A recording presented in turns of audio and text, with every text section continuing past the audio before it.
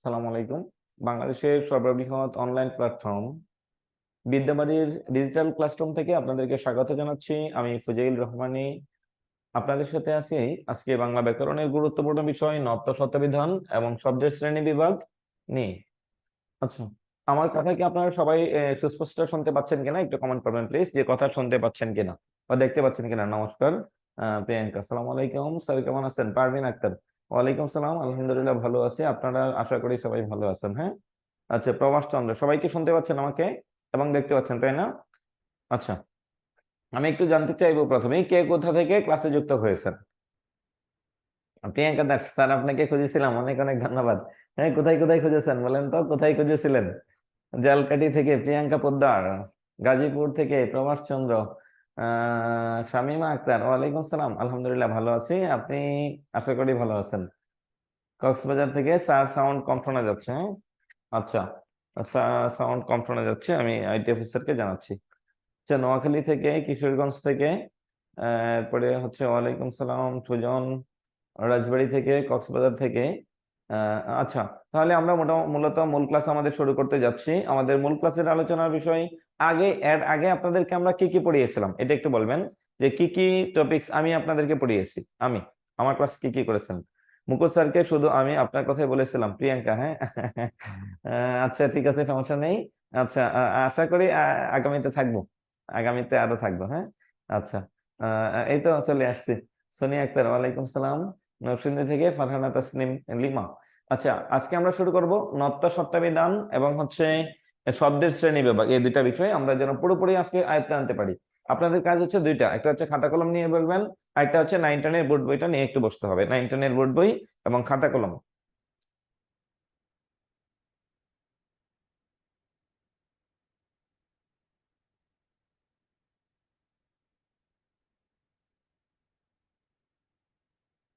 আমাদের আজকের ক্লাসে আপনারা আছেন হচ্ছে প্রাইমারি বুলেট ম্যাগনা 5, মেঘনা।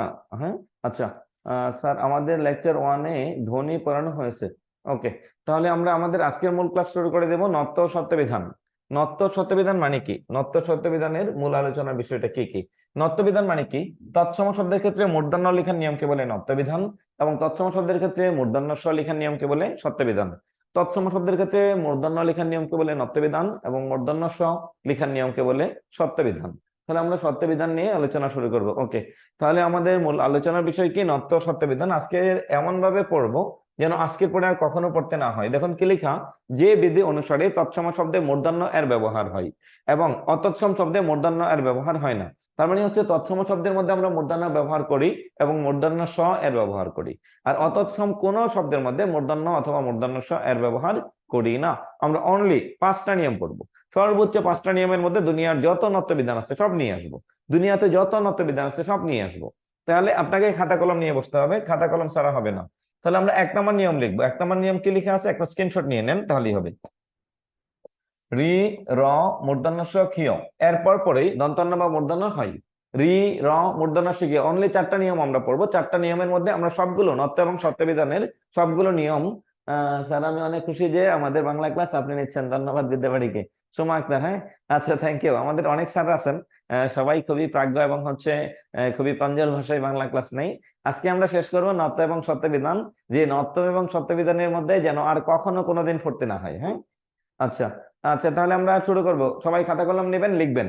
না হলে আপনি স্ক্রিনের দিকে একবারে অন্তর্চক্ষু দিয়ে পড়বেন। মানে আপনি এমন ভাবে বুঝবেন, আপনি মাথায় রাখবেন যেহেতু এটা অনলাইন প্ল্যাটফর্ম, মানে শুধু আমি আপনাকে পড়াচ্ছি, শুধু আমি আপনাকে পড়াচ্ছি, এই শব্দটা একটু মাথায় ঢুকায় রাখবেন, তাহলেই হয়ে যাবে। একটা শব্দ বললাম, রি, র, মূর্ধন্য ষ, ক্ষিয়, এরপরে দন্তান্ন থাকলে তা মূর্ধন্য হয়, শেষ। তার মানে রি, র, মূর্ধন্য ষ, ক্ষিয়, এরপরে যদি আমরা দন্তান্ন বা মূর্ধন্য কোনো একটা লিখতে চাই তাহলে আমরা কি লিখবো? মূর্ধন্য লিখবো। রি, র, মূর্ধন্য ষ, ক্ষিয়, এরপরে দন্তান্ন অথবা মূর্ধন্য লিখতে হলে আমরা কি লিখবো? মূর্ধন্য লিখবো। একটা একটা উদাহরণ না বুঝে আগাবেন না। দেখুন, ঋণ, আমি একটা শব্দ লিখলাম, ঋণ বানানে মূর্ধন্য কেন হবে? রি আছে তাই, এরপরে আমরা কি লিখছি? মূর্ধন্য লিখেছি। তৃণ বানানে মূর্ধন্য কেন হলো? তৃণ বানানে মূর্ধন্য হলো, রিকার আছে তাই তৃণ হলো। মৃণাল বানানে মূর্ধন্য কেন হলো? রিকার আছে। রি এবং রিকার একই জিনিস। তাহলে এখানে খেয়াল করুন, আচরণ, এই শব্দের মধ্যে মূর্ধন্য কেন হবে? এই শব্দের মধ্যে কি আছে? র। র এর পরে সবসময় কি হয়? মূর্ধন্য হয়। বর্ণ, বর্ণ লিখতে গেলে সবসময় কি হয়, মূর্ধন্য হয়। কেন? উপরে রেফ আছে। র তিনটা জায়গায় ব্যবহৃত হবে। র কয়টা জায়গায় বসবে? তিনটা জায়গায়। র বসবে, রেফ বসবে, রফলা বসবে। র, রেফ, রফলা। র, রেফ, রফলা, তিনটা শব্দই।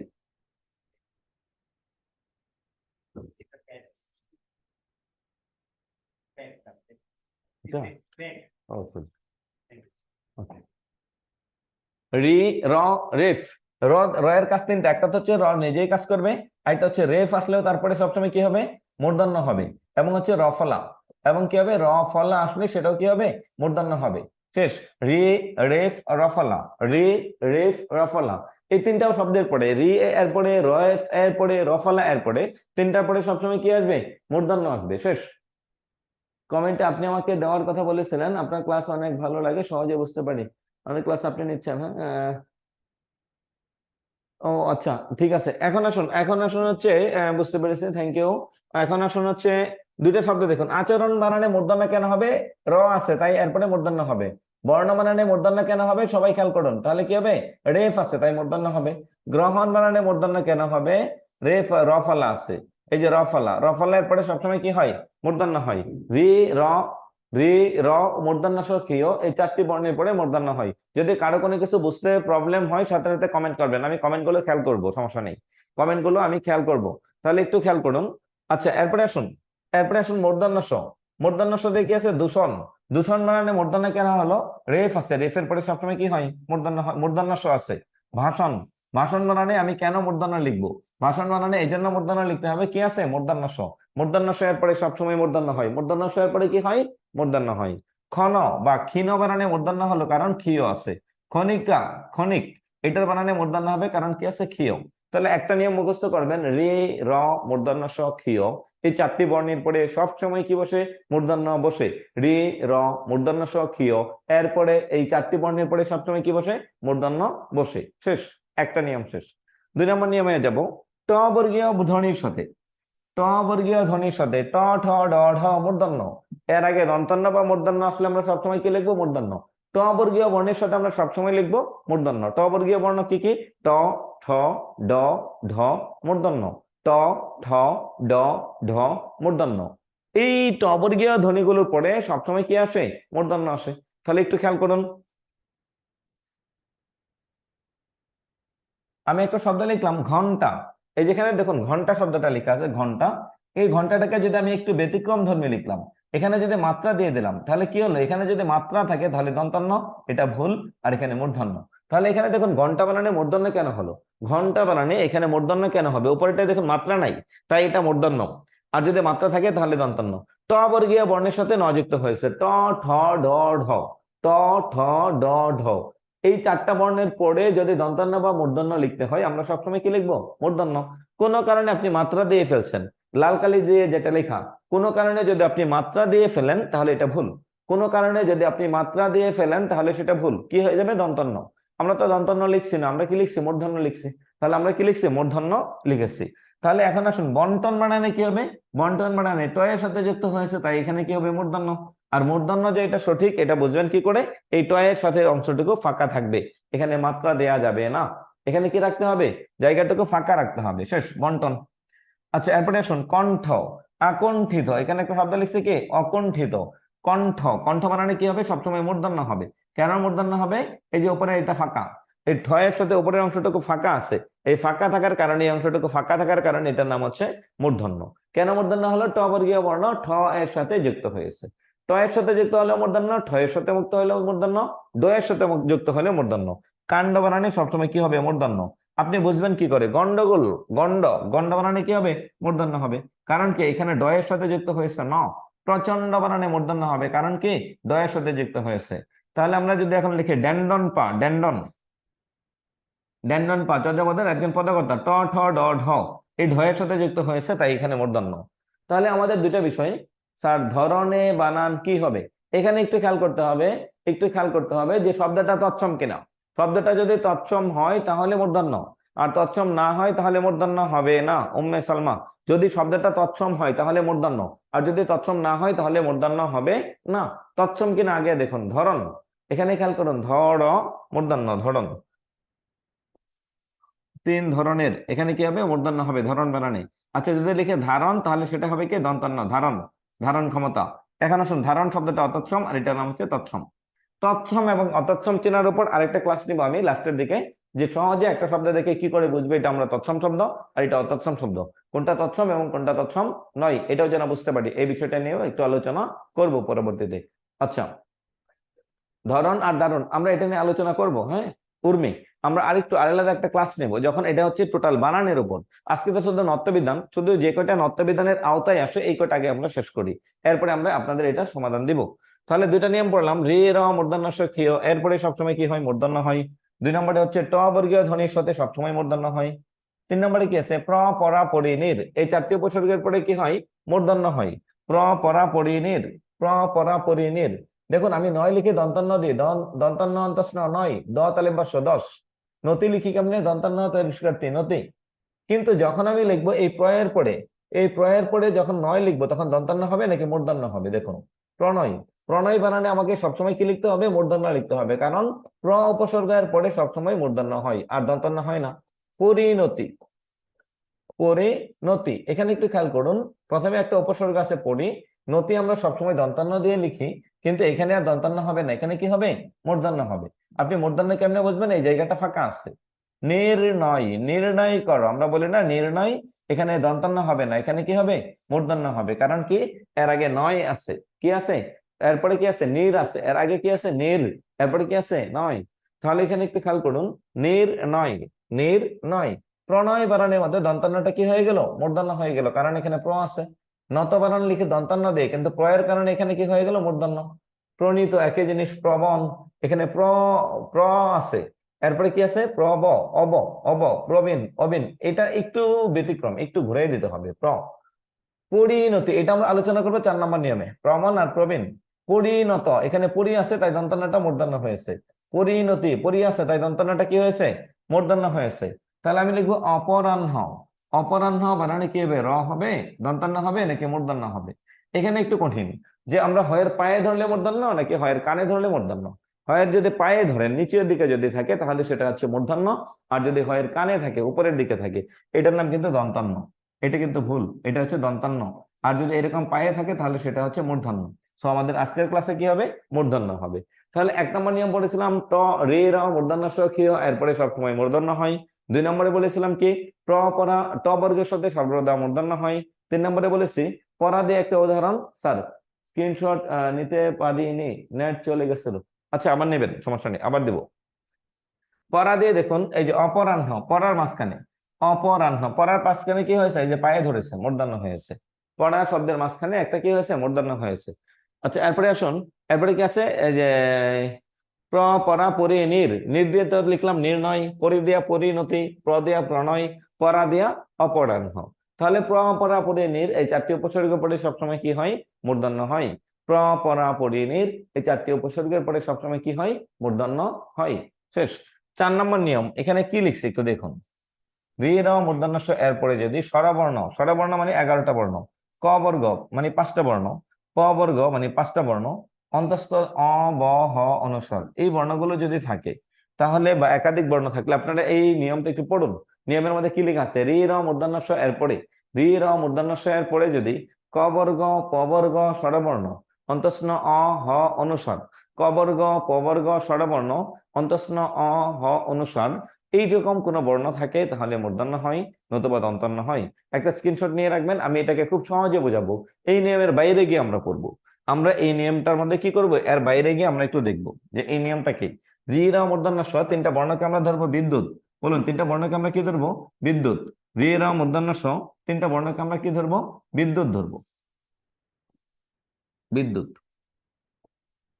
বাকি 24টা বর্ণকে আমরা তার ধরবো, কোন কোন বর্ণকে, ক বর্গ মানে 5টা, প বর্গ মানে 5টা 10টা, স্বরবর্ণ মানে 11টা 24টা, সরি 10 5 5 10 8 11 21, অন্তস্ন অ 22, হ 23, অনুস্বার 24, ব তো প বর্গের মধ্যে চলে গেছে এই যে প ফ ব। তাহলে এই 24টা বর্ণকে আমরা কি ধরেছি তার, আমরা 24টা বর্ণকে কি ধরবো তার ধরবো।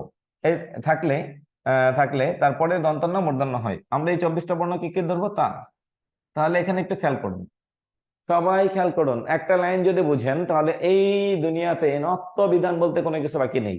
তার ধরেছি 24টা বর্ণকে, তার ধরেছি 24টা বর্ণকে। কোন 24টা বর্ণকে তার ধরেছি আমরা দেখাচ্ছি। ধরেন এটা একটা বিদ্যুতের খুঁটি, এখান থেকে আপনি দূরে কোথাও লাইন নিয়ে তার দিয়ে যাবেন। এখন এখন যদি আপনার তারের লাইন ঠিক থাকে তাহলে এখানে এসে কি করবে, আলোটা জ্বলবে। আর যদি তারের লাইন ঠিক না থাকে তাহলে আলো জ্বলবে না। এরকম যদি ছিন্ন থাকে তারের লাইন তাহলে কি আলো জ্বলবে? জ্বলবে না। এখন ঠিক সেম এরকমই যদি আমি আরেকটা দেখাই, সেম এখানে, এখান থেকে যদি দূরে কোথাও তারের লাইন ঠিক মতো নিয়ে যাই তাহলে যদি তারের লাইন ঠিক থাকে তাহলে আলো জ্বলবে, নতুবা জ্বলবে না। এখন আমাকে একটু দেখান, আমি দুইটা চিত্র লিখেছি, দুইটা চিত্র দিয়ে বোঝাবো একটা নিয়ম। কি নিয়ম? আমি একটা শব্দ লিখলাম রামায়ণ। কি লিখলাম? রামায়ণ। রামায়ণ। এই যে রামায়ণ শব্দটা আমাদের মূর্ধন্য কেন হলো, এই দন্তান্ন কেন হলো? রামায়ণ কি দন্তান্ন দিয়ে হবে নাকি মূর্ধন্য দিয়ে হবে? রামায়ণ কি মূলত মূর্ধন্য হবে নাকি দন্তান্ন হবে? আমি এটা বুঝবো কি করে, বা আমি এটা একটু বুঝিয়ে দেবো আপনাকে, এটা একটু খেয়াল করুন। একটু খেয়াল করুন, বিদ্যুৎ ধরেছিলাম তিনটা বর্ণকে, বলুন কয়টা বর্ণকে বিদ্যুৎ ধরেছিলাম? তিনটা। রি, র, মূর্ধন্য ষ। রি, র, মূর্ধন্য ষ, তিনটাকে কি ধরেছিলাম? বিদ্যুৎ।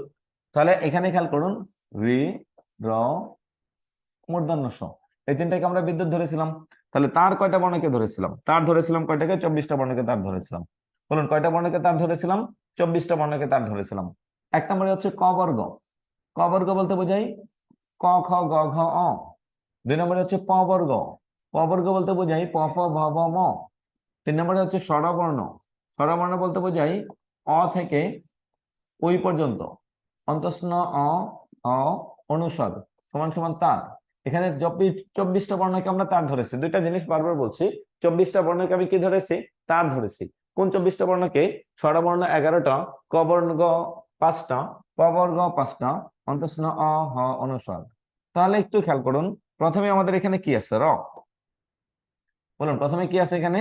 র আছে। র মানে কি? বিদ্যুৎ। বলুন র মানে কি? বিদ্যুৎ। র মানে কি? বিদ্যুৎ। র এর পরে কি আছে? আকার। আকার মানে কোথায় আছে? স্বরবর্ণ। আকার মানে কোথেকে আসছে? স্বরবর্ণ, মানে এটা একটা তার। ম আছে। ম মানে কি? পবর্গ, এটা একটা তার। আকার আছে। আকার মানে কি? স্বরবর্ণ। স্বরবর্ণ মানে একটা তার। এরপরে অন্তঃস্ন, সে নিজেও একটা তার। তাহলে প্রথমে র মানে বিদ্যুৎ, এরপরে ম তার, আকার তার, অন্তঃস্ন তার। তাহলে প্রথমে বিদ্যুৎ আছে, লাস্ট পর্যন্ত তারের সংযোগ ঠিক আছে। তারের সংযোগ কি ঠিক আছে না? যেহেতু তারের সংযোগটা ঠিক আছে, তাহলে লাস্টে গিয়ে এখানে দন্তান্ন হবে নাকি মূর্ধন্য হবে? মানে কি আলো জ্বলে যাবে। যদি আলোটা জ্বলে যায় তাহলে তার নাম হচ্ছে মূর্ধন্য, আর যদি আলো না জ্বলে তাহলে তার নাম দন্তান্ন। আবার বোঝাচ্ছি, প্রথমে আছে র। র মানে বিদ্যুৎ। র মানে কি? রে, র, মূর্ধন্য ষ, তিনটাকে বিদ্যুৎ ধরেছিলাম। র মানে বিদ্যুৎ। এরপরে স্বরবর্ণ 11টা, ক বর্গ 5টা, প বর্গ 5টা, অন্তঃস্ন অ, হ, অনুস্বার। এই 24টা বর্ণকে আমি তার ধরেছি। আকার, এটা তার, কারণ স্বরবর্ণ। ম, এটা তার, কারণ হচ্ছে প বর্গ। আকার তার, এটা হচ্ছে স্বরবর্ণ। অন্তঃস্ন অ, সেটাও তার, কারণ কি? এটা হচ্ছে কোথায় আছে? অন্তঃস্ন অ, সে নিজেই তার। তাহলে প্রথমে বিদ্যুৎ থেকে লাস্ট পর্যন্ত তারের সংযোগ ঠিক আছে, তাই এখানে কি হবে? মূর্ধন্য হবে। বিদ্যুৎ থেকে লাস্ট পর্যন্ত কি হবে? তারের সংযোগ ঠিক আছে, তাই কি হবে? মূর্ধন্য। তাহলে আরেকটা শব্দ লিখলাম রসায়ন। সবাই খেয়াল করুন, প্রথমে আছে র মানে বিদ্যুৎ, দন্তাস্ব কি তার নাকি তার না? দন্তাস্ব তো তারের মধ্যে অন্তর্ভুক্ত নাই, এখানে তার নাই, তার মানে সংযোগটা বিচ্ছিন্ন। এই যে এরকম সংযোগটা কি হবে? বিচ্ছিন্ন হবে। তাহলে এরপরে কি দেখুন, আকার তার, অন্তঃস্ন অ তার। এখন যত তারই দেন তাহলে কি আলো জ্বলবে? যত তারই আপনি বসান না কেন, আলো জ্বলবে না। তাহলে এটার নাম হচ্ছে দন্তান্ন। এটার নাম হচ্ছে দন্তান্ন। এখন একটু কথা বলতে হবে যে আপনি বুঝতে পেরেছেন কিনা নত্ব এবং সত্য বিধান, বিদ্যুৎ এবং তারের নিয়ম বুঝতে পেরেছেন কিনা। বিদ্যুৎ এবং তার, একটু কথা বলবেন, কমেন্ট করবেন প্লিজ। রামায়ণ এবং রসায়ন, বাকি সবাইকে কমেন্ট করতে হবে, না হলে আমি বুঝতে পারবো না যে আপনি বুঝছেন কিনা।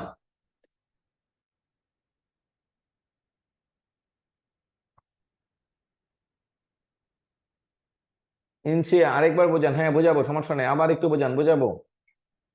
আর কারা কারা বোঝেন না স্যার? আরেকবার বোঝান, অবশ্যই বোঝাবো। জি স্যার বুঝেছে, যারা বুঝেছেন ওনারা আরেকবার বোঝান।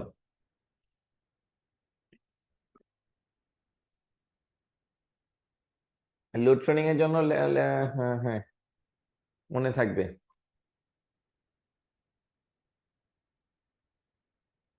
মাত্র জয়েন করলাম, বুঝতে পেরেছি। ওকে, আমরা আরেকবার বুঝাচ্ছি।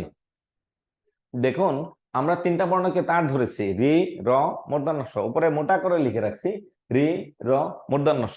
তিনটা বর্ণকে আমরা কি ধরেছি? তার। তিনটা বর্ণকে আমরা কি ধরেছি? তার।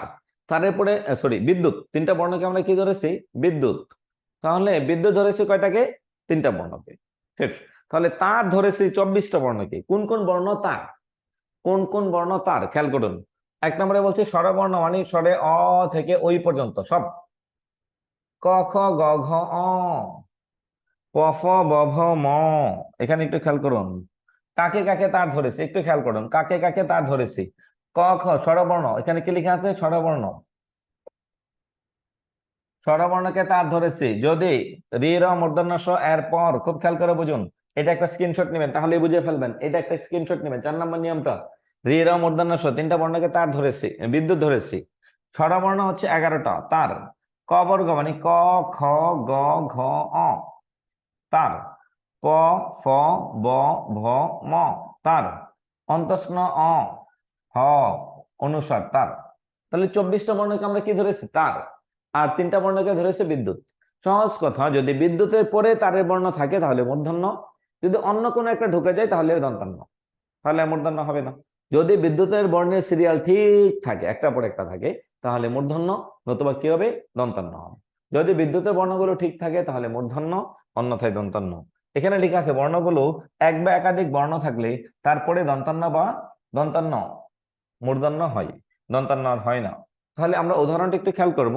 আমরা উদাহরণের আগে একটু এই পাশে যাচ্ছি। তাহলে এখানে দেখুন রামায়ণ যে শব্দটা আছে, রামায়ণ শব্দটা আমাদের কি আছে? প্রথমে আছে র। বলুন, প্রথমে কি আছে? র আছে। র মানে কি? একটা বিদ্যুৎ। এরপরে আকার মানে তার, খুব খেয়াল করে বোঝেন, আকার মানে তার। কোথা থেকে আসছে? তার স্বরবর্ণ থেকে। কোথা থেকে আসছে? তার স্বরবর্ণ থেকে। ম, এটাও একটা তার। কেন তার? সে কোথা থেকে আসছে? এই যে প বর্গ থেকে। প বর্গ মানে কি? প, ফ, ব, ভ, ম। আকার মানে স্বরবর্ণ তার, অন্তঃস্ন মানে তার। তাহলে বিদ্যুতের পরে তারের বর্ণের সিরিয়াল সব ঠিক আছে, তাহলে লাস্টে এখানে এসে মূর্ধন্য হবে। এরকম যদি তারের লাইন যদি ঠিক থাকে তাহলে সবসময় কি হবে? আলো জ্বলবে। আলো জ্বলবে মানে হচ্ছে মূর্ধন্য হবে। এখন দেখুন রসায়ন। প্রথমে তো আছে র মানে কি? বিদ্যুৎ, মানলাম, বিদ্যুৎ ধরে নিলাম। এরপরে কি আছে? দন্তাস্ব। দন্তাস্ব কি তারের মধ্যে আছে? না, নাই। তাহলে সংযোগটা যে এরকম বিচ্ছিন্ন, লাল কালি দিয়ে 2 পর্যন্ত এসে বসে রয়েছে, সংযোগ নাই। এরপরে আবার তার, আকার মানে তার, অন্তঃস্ন মানে তার। এখন যত তারই দেন না কেন, এখানে আলো কি জ্বলবে না।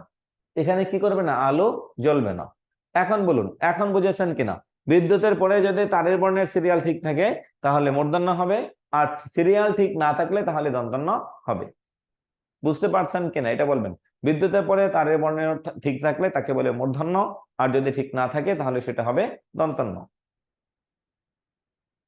মাত্র জয়েন হলাম। হ্যাঁ, বাকিরা বুঝেছেন কিনা? বাকিরা একটু বলতে হবে। 14টি বিদ্যুৎ আর 13টি তার, না 3টা তার। ফাতেমা আক্তার, তার ধরেছে আমরা 3টা, রি, র, মূর্ধন্য ষ।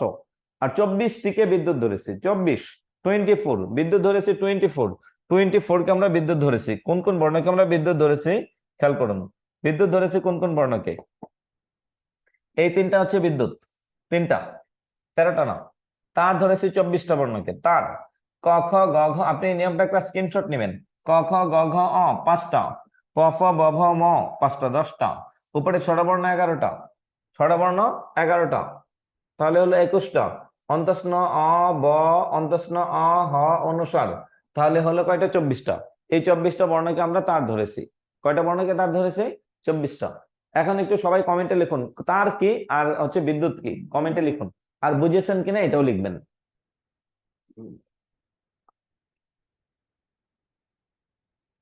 উদাহরণগুলো বুঝিয়ে দেবো, অবশ্যই বুঝিয়ে দেবো। পিওলি বড়ুয়া, অবশ্যই বুঝাবো। আপনি আগে বলুন এই নিয়মটা বুঝেছেন কিনা, আমি উদাহরণ একটা একটা করে বুঝাবো। উদাহরণগুলো বুঝাবো। বাকিরা একটু কমেন্ট করুন প্লিজ যে আপনি বুঝতে পেরেছেন কিনা। বিদ্যুৎ কয়টা বর্ণ ধরেছে আর তার কয়টা বর্ণ ধরেছে, এই দুইটা জিনিসকে বলুন, কথা বলুন।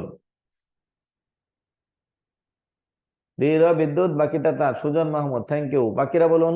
3টি বিদ্যুৎ, 24টি তার। গুড। ফাতেমা আক্তার। বাকিরা একটু লিখতে হবে যেন আমি বুঝতে পারি। হ্যাঁ, এখন আমরা সবগুলো উদাহরণ একটা একটা করে দেখব। আপনারাও একটু চেক করুন, চেক আপ করুন যে দেখেন সবগুলো উদাহরণ ঠিক আছে নাকি ভুল আছে আমাদের কোথাও।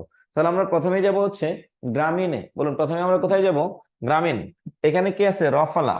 গয় রফলা, রফলা মানে বিদ্যুৎ, বলুন রফলা মানে কি? বিদ্যুৎ। দৃঢ় মূর্ধন্য ষ বিদ্যুৎ, বাকি 23টা তার, 23 না 24টা হবে তার, প্রিয়াঙ্কা। আচ্ছা, এই যে দেখুন আকার মানে হচ্ছে তার, ম মানে তার, দীর্ঘ ই মানে তার, তাই এখানে মূর্ধন্য হয়েছে। তারের বর্ণের সিরিয়াল ঠিক আছে। গ্রামীণ, গ্রামীণ শব্দের মধ্যে দেখুন প্রথমে এই যে রফলা, রফলা মানে কি? তা বিদ্যুৎ। রফলা মানে কি? বিদ্যুৎ। বলুন রফলা মানে কি? বিদ্যুৎ। আকার মানে তার, ম মানে তার, দীর্ঘ ই মানে তার, তাই এখানে লাস্টে যেহেতু তারের সঙ্গে ঠিক আছে, তাই এখানে মূর্ধন্য হয়েছে। কৃপণ, রি র, রি র মূর্ধন্য ষ, রি এবং রিকার একই জিনিস, তাই এটার নাম হচ্ছে বিদ্যুৎ। এরপরে প ফ ব, প বর্গীয় বর্ণের প আছে, তাই এটা তার, এরপরে মূর্ধন্য হয়েছে। গুড। এরপরে দেখুন অর্পণ, অর্পণ রেফ মানে হচ্ছে বিদ্যুৎ, এরপরে প বর্গীয় বর্ণের প আছে, এটা তার, তাই মূর্ধন্য। চর্বণ, রেফ মানে বিদ্যুৎ, ক বর্গীয় বর্ণ ব আছে, তাই মূর্ধন্য। গ্রহণ, গয় রফলা মানে বিদ্যুৎ, হটা মাঝখানে আসছে, এটা তার, তাই মূর্ধন্য। দ্রবণ, রফলা মানে বিদ্যুৎ, প ফ ব মানে তার, মূর্ধন্য। রামায়ণ তো বুঝালাম। ব্রাহ্মণ, বয় রফলা, রফলা মানে বিদ্যুৎ, আকার মানে তার, হ প্লাস ম দুইটাই তার, এরপরে হচ্ছে মূর্ধন্য। একটা শব্দ বাদ দিয়েছিলাম যে প্রবীণ, এখানে প্রবীণে দেখুন পয় রফলা এটা হচ্ছে বিদ্যুৎ, প ফ ব তার, দীর্ঘ ইকার তার, তাই এখানে মূর্ধন্য হয়েছে। শেষ। সবাইকে বুঝেছেন কিনা? চ দিয়ে হলো কেন স্যার? চ দিয়ে হলো কেন? চ স জ, চ কোথায় দিয়েছেন ফারুক? চ কোন উদাহরণটা আপনি একটু বলুন তো, চ দিয়ে হলো কেন স্যার? চ কোনটা পেয়েছেন? চ কোথায়? চরবর্ণ, আমরা তো চ ধরি নাই, আমরা চরবর্ণের মধ্যে ধরেছি রেফকে। চরবর্ণের মধ্যে আমরা খেয়াল করুন, আমরা চরবর্ণে চ কে ধরি নাই, চ বাদ। অর্পণে অ ধরি নাই, অ বাদ।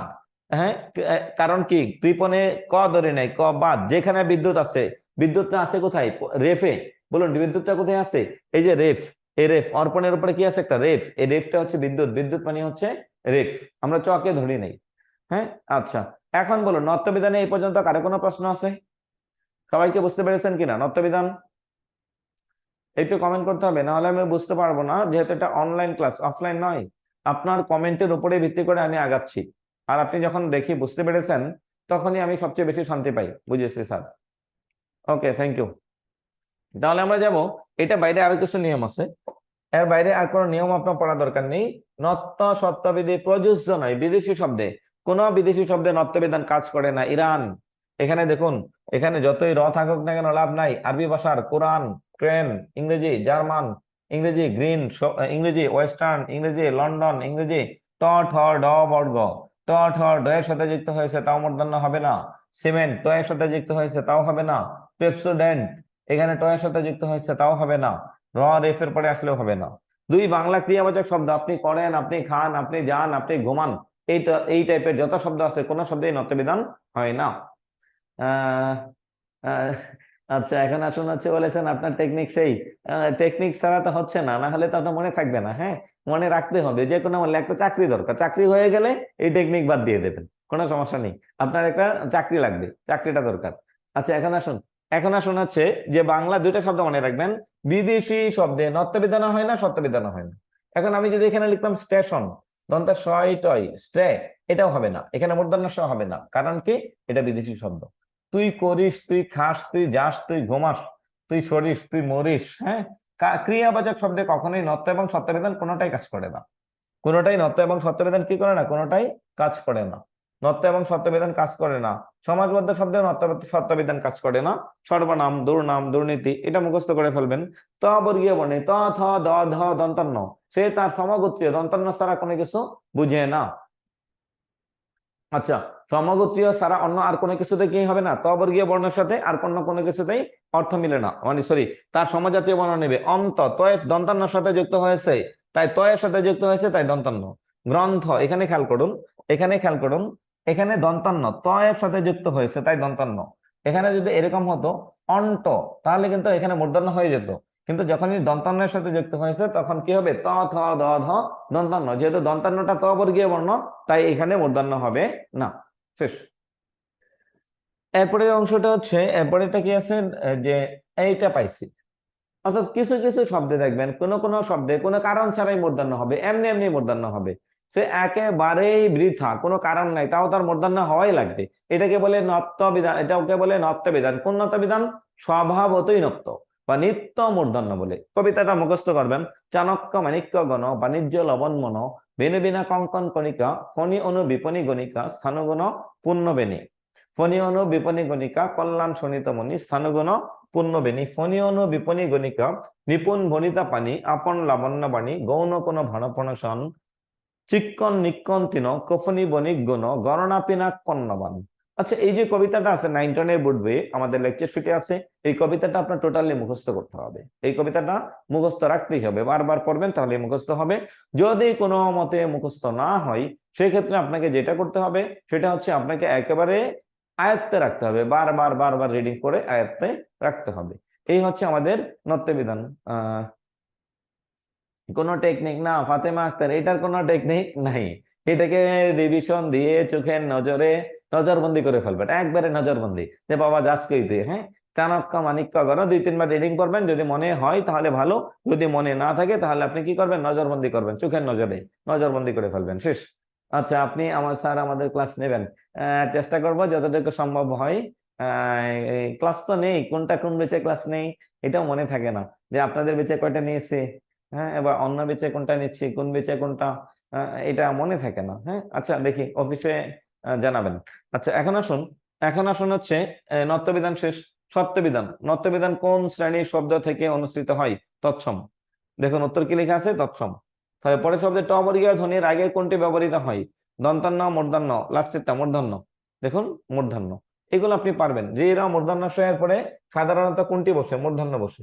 এগুলো আপনি পারবেন। হ্যাঁ, এগুলো আমার দরকার নেই, এগুলো প্র্যাকটিস নিজে নিজে করবেন।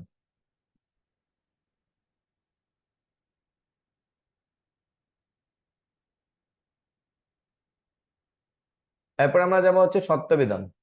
সত্যবিধান মানে কি? নত্যবিধান নিয়ে কি কারো কোনো প্রশ্ন আছে? দেখুন তো।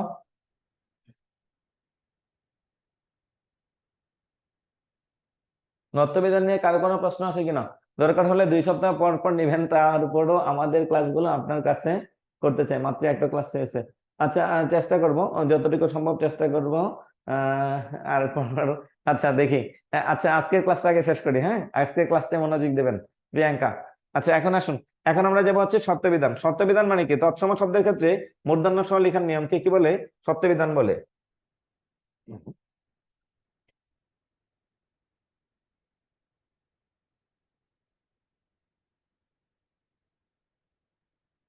সত্য। বাংলা ভাষায় সাধারণত মূর্ধন্য ষ ধ্বনির ব্যবহার নেই, কেবল কিছু তৎসম শব্দে মূর্ধন্য ষ এর ব্যবহার রয়েছে।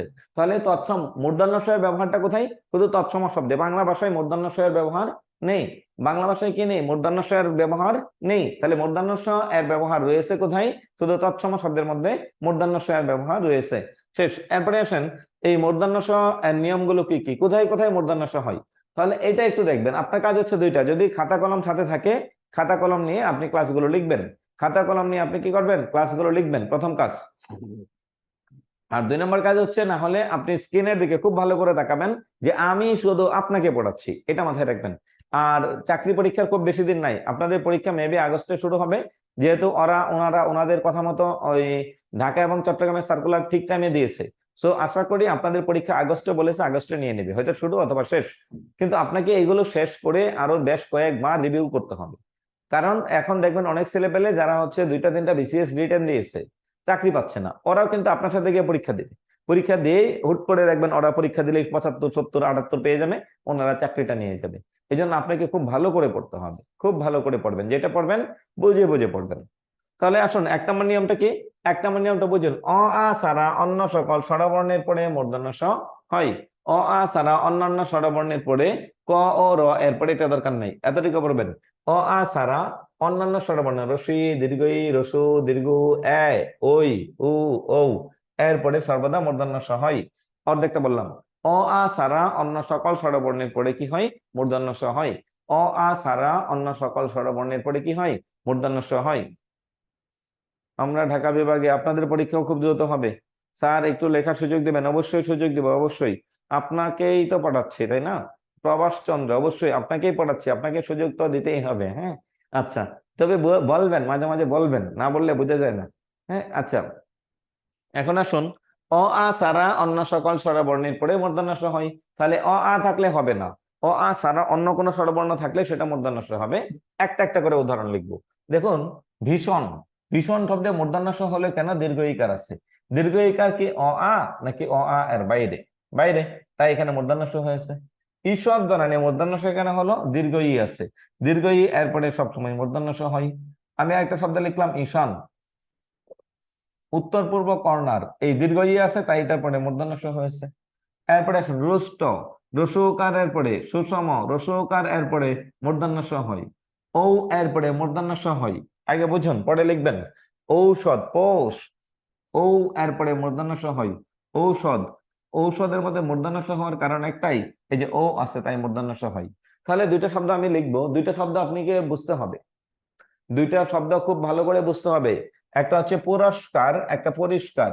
পুরস্কার, সবাইকে কথা বলতে হবে। পুর, ভিতরে কি আছে? অ। পুর, ভিতরে কি আছে? অ। আর পরি, ভিতরে কি আছে? ই।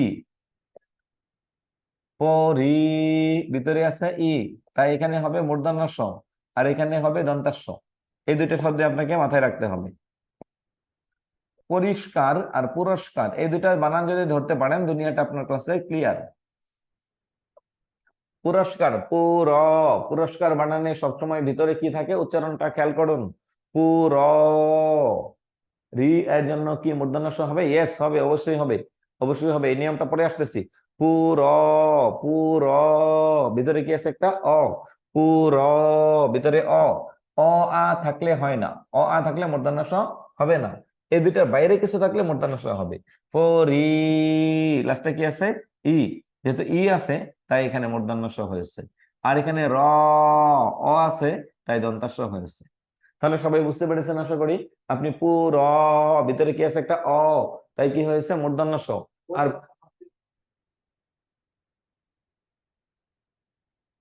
পরি, লাস্টে কি আছে? ই, ই, তাই কি হয়েছে? মূর্ধন্য ষ। তাহলে মূল বিষয়টা কি হলো? অ আ ছাড়া অন্য সকল স্বরবর্ণের পরে কি হয়? মূর্ধন্য ষ হয়। তাহলে এই নিয়ম আশা করি সবাই বুঝতে পেরেছেন। কাদের যাদের লেখার দরকার ওনারা একটু লিখুন, 1 মিনিট। আ এর একটা উদাহরণ দিয়ে বুঝান। আ এর উদাহরণ সচরাচর পাওয়া যায় না। হ্যাঁ, আ এর উদাহরণ সচরাচর পাওয়া, আবিষ্কার, আবি, পরি, এই মুহূর্তে মনে পড়ছে না, পরবর্তীতে পরবর্তী ক্লাসে বুঝিয়ে দেবো। সুমা আক্তার,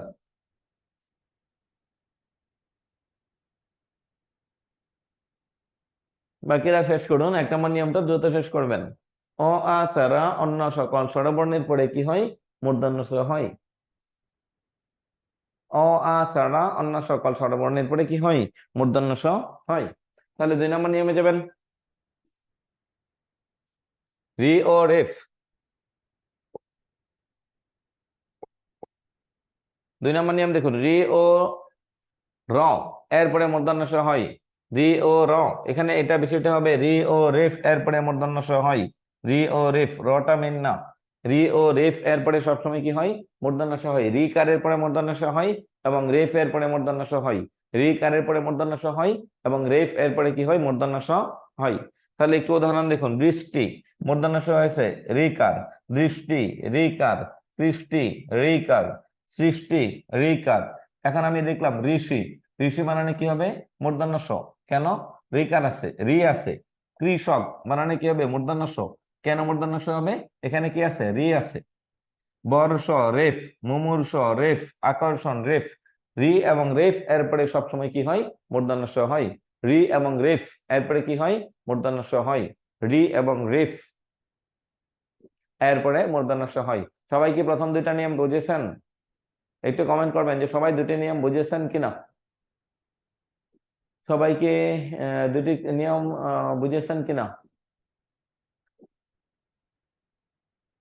জি স্যার, বুঝেছি। ওকে, তাহলে আমরা পরে 3 নম্বর নিয়মে যাচ্ছি। 3 নম্বর নিয়ম কি আছে? যুক্তাক্ষরে যদি দন্তাস এর পরে ট ও ঠ থাকে তাহলে দন্তাসটা মূর্ধন্য ষ হবে। এটা খুবই ইম্পর্টেন্ট, এখানে এই 2টা নিয়ম পড়লেই শেষ। ট ও ঠ, সহজ কথায় যদি বলি, ট প্লাস ঠ এর সাথে দন্তাস বা মূর্ধন্য ষ যুক্ত হলে কি লিখছে? যুক্তাক্ষরে যদি দন্তাস এর পর ট ও ঠ, ট বা ঠ থাকে তবে দন্তাস এর স্থলে মূর্ধন্য ষ হয়। সহজ কথা, এখানে লিখছে একটু কঠিন ভাষায়। হ্যাঁ, একটু কঠিন করবেন না। ট এবং থ এর সাথে দন্তাস বা মূর্ধন্য ষ বা তালিবাস্য যুক্ত হলে সেটা মূর্ধন্য ষই হতে হবে, অন্য কিছু হবে না। তাহলে দেখুন, দুষ্ট, এখানে কি আছে ট, মূর্ধন্য সই টই, তাই মূর্ধন্য স, টয়ের সাথে যুক্ত হয়েছে। কষ্ট, টয়ের সাথে যুক্তান্ন হয়েছে। ইষ্ট, টয়ের সাথে। তুষ্ট, টয়ের সাথে। বিশিষ্ট, টয়ের সাথে। অনিষ্ট, টয়ের সাথে। রাষ্ট্র, টয়ের সাথে। কনিষ্ঠ, ট না, এখানে কি আছে ঠ, কনিষ্ঠ বানানে কি আছে ঠ। ট এবং ঠ এর সাথে যুক্ত হলে তবে সেটি সবসময় কি হয়, মূর্ধন্য স হয়। ট এবং ঠ এর সাথে যুক্ত হলে। ভূমিষ্ঠ মানে জন্মগ্রহণ করা, এখানে ঠ এর সাথে স যুক্ত হয়েছে তাই মূর্ধন্য স। অনুষ্ঠান, ঠ এর সাথে স যুক্ত হয়েছে তাই মূর্ধন্য স। পৃষ্ঠ, ঠ এর সাথে স যুক্ত হয়েছে, তার মানে ট অথবা ঠ এর সাথে যুক্ত হলেই সেটা মূর্ধন্য স হবে। চার, 4 নম্বরে কি হচ্ছে, বাংলা ভাষায় দেশি বিদেশি মোট 50টিরও বেশি উপসর্গ আছে। দরকার নেই আমার এই শব্দ। এসব উপসর্গের মধ্যে এই যে এটা দরকার, ই কারান্ত এবং উ কারান্ত, রসু কারযুক্ত এবং রসই কারযুক্ত উপসর্গের পর। তাহলে দুইটা কার দেখতে হবে, একটা হচ্ছে রসিকার, আরেকটার নাম হচ্ছে রসু কার। একটার নাম হচ্ছে রসিকার, আরেকটার নাম হচ্ছে রসু কার। যেমন রসু কারযুক্ত একটা উপসর্গ লিখলাম সু, আর রসিকার যুক্ত একটা উপসর্গ লিখলাম বি। কিন্তু আমরা সম লিখে সবসময় কিভাবে, সম লিখে দন্তাস্ব দিয়ে সম, কিন্তু আমরা যখন এখানে সম লিখবো তাহলে দন্তাস্ব হবে নাকি মূর্ধন্য স হবে, এটা একটু খেয়াল করে আমাকে বলুন যে দন্তাস্ব হবে নাকি মূর্ধন্য স হবে। বিষম, সুষম, সম লিখে দন্তাস্ব দিয়ে, কিন্তু এখানে রসৌকার যুক্ত একটা উপসর্গ আছে সু, এখানে রসইকার যুক্ত একটা উপসর্গ আছে বি, একটা বি রসইকার যুক্ত উপসর্গ, আর একটা সু রসৌকার যুক্ত উপসর্গ। এই দুইটা উপসর্গের পরে যখনই আমরা দন্তাস্বটা লিখবো তখন আর দন্তাস্ব থাকবে না, তখন কি হবে, মূর্ধন্য স হয়ে যাবে। তাই সুষম বানানে মূর্ধন্য স, তাই সুষম বানানের মাঝখানে কি মূর্ধন্য স, বিষমের বানানের মাঝখানে দন্তাস্ব না হয়ে কি হলো, মূর্ধন্য স হয়েছে। এরপরে দেখুন অভিষেক, শেখ শব্দটা সবসময় দন্তাস্ব দিয়ে লিখি, কিন্তু অভি একটা উপসর্গ রসইকার যুক্ত, তাই এখানে অভিষেক শব্দটার মধ্যে দন্তাস্বটা মূর্ধন্য স হয়েছে। সুষুপ্ত, সুষুপ্ত, সুপ্ত বানান সবসময় দন্তাস্ব দিয়ে লিখি, লুপ্ত, সুষুপ্ত, সুপ্ত মানে কি, যেটা লুকায়িত, যেটা দেখা যায় না তাকে বলে কি, সুপ্ত। কিন্তু যখন আমি সুয়ের সাথে যুক্ত করব তখন সেটা দন্তাস্ব না হয়ে মূর্ধন্য স হয়ে যাবে। প্রতিষেধক, সেধক বানান দন্তাস্ব দিয়েছিল, কিন্তু যখনই আমি প্রতির সাথে লিখবো তখনই কি হয়ে যাবে, দন্তাস্ব আর থাকবে না, তখন সেটা হয়ে যাবে মূর্ধন্য স, প্রতিষেধক। আশা করি সবাই বুঝতে পেরেছেন। রসি এবং রসু কার এর পরে মূর্ধন্য স হবে, ইয়েস, রসি এবং রসু কার এর পরে সবসময় মূর্ধন্য স হবে, ফাতেমা আক্তার। তাহলে কি হলো, রসি এবং রসু কার যুক্ত উপসর্গের পরে মূর্ধন্য স। 4টা নিয়ম পড়েছি, এক, অ আ সারা অন্য সকল স্বরবর্ণের পরে মূর্ধন্য স। 2 নম্বরে পড়েছিলাম কি, রসি এবং রসু কার যুক্ত উপসর্গের পরে মূর্ধন্য স, এরপরে ট এবং ঠ যুক্ত শব্দের পরে কি হবে, মূর্ধন্য স হবে। তাহলে আরেকটা নিয়ম কি পড়েছিলাম, রি এবং রেফ এর পরে মূর্ধন্য স হয়, শেষ। তাহলে মূর্ধন্য স এর নিয়ম পড়েছি 4টা, এক, অ আ ছাড়া অন্য সকল স্বরবর্ণ, রসই বা রসৌকার যুক্ত উপসর্গ ট প্লাস ঠ এর সাথে যুক্ত হলে রি এবং রেফ এর সাথে যুক্ত হবে। এই 4টা নিয়ম পড়লেই সেটাকে বলে হচ্ছে সত্যবিধান। তাহলে এই 4টা, 5 নংটা আরেকবার বোঝান প্লিজ। 5 নং কোনটা, আমি তো 5 নং বোঝাই নেই। 5 নং কি পড়েছি, 5 নং, হ্যাঁ, অ আ ছাড়া, 2 নম্বরে রি রেফ, 3 4, 5 নাম্বার না, এটা এটা হচ্ছে 3, এটা হচ্ছে 4।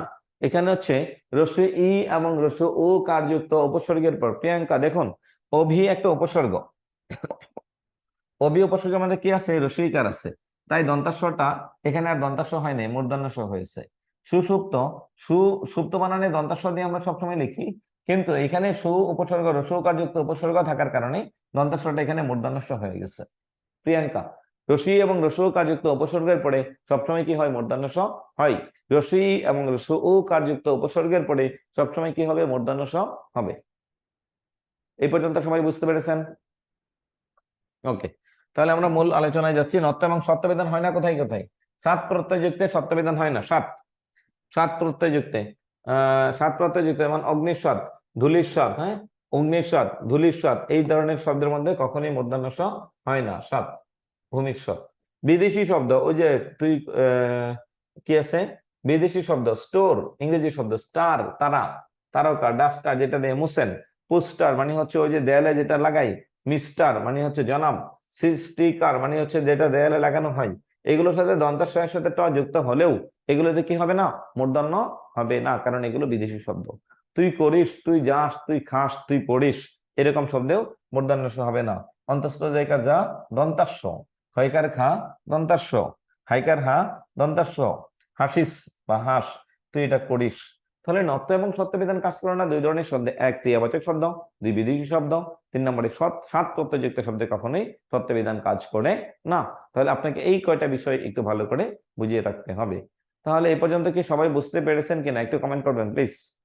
সবাই বুঝেছেন কিনা এই পর্যন্ত? নত্ব এবং সত্য বিধান সবাই বুঝেছেন কিনা একটু কমেন্ট করবেন প্লিজ।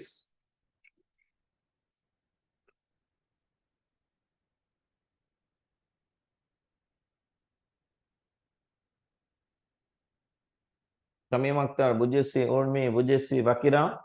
বাকিরা কি তাহলে বুঝেন নাই?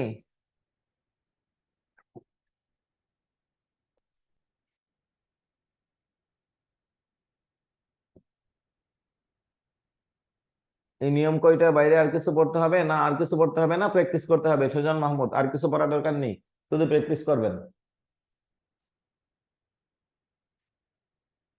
এই কয়টা নিয়মের বাইরে আর কোনো কিছু পড়ার দরকার নেই, এই কয়টার বাইরে প্র্যাকটিস করবেন। প্রযোজ্য নয় গুলো একটু বললে ভালো হতো। প্রযোজ্য নয় বলতে কোনটা? আহ প্রভাস চন্দ্র, বুঝি নাই আপনার প্রশ্নটা, আমি বুঝতে পারিনি, ক্লিয়ার করবেন। প্রযোজ্য নয় গুলো বললে ভালো হতো। যেটা প্রযোজ্য নয় এটা কোনটার কথা বলছেন আমি বুঝিনি, আমাকে একটু বোঝান। কোনটার কথা বলছেন? সোমা আক্তার, বুঝতে পেরেছি, থ্যাংক ইউ। তাহলে আমাদের আজকের ক্লাসের মূল আলোচনার বিষয় ছিল তিনটা, একটা নত্যবিধান, একটা সত্যবিধান, একটা শব্দের শ্রেণী বিভাগ। শব্দ কাকে বলে এই শব্দটা নিয়ে আমরা একটু বিস্তারিত আলোচনা করতে যাচ্ছি। শব্দ,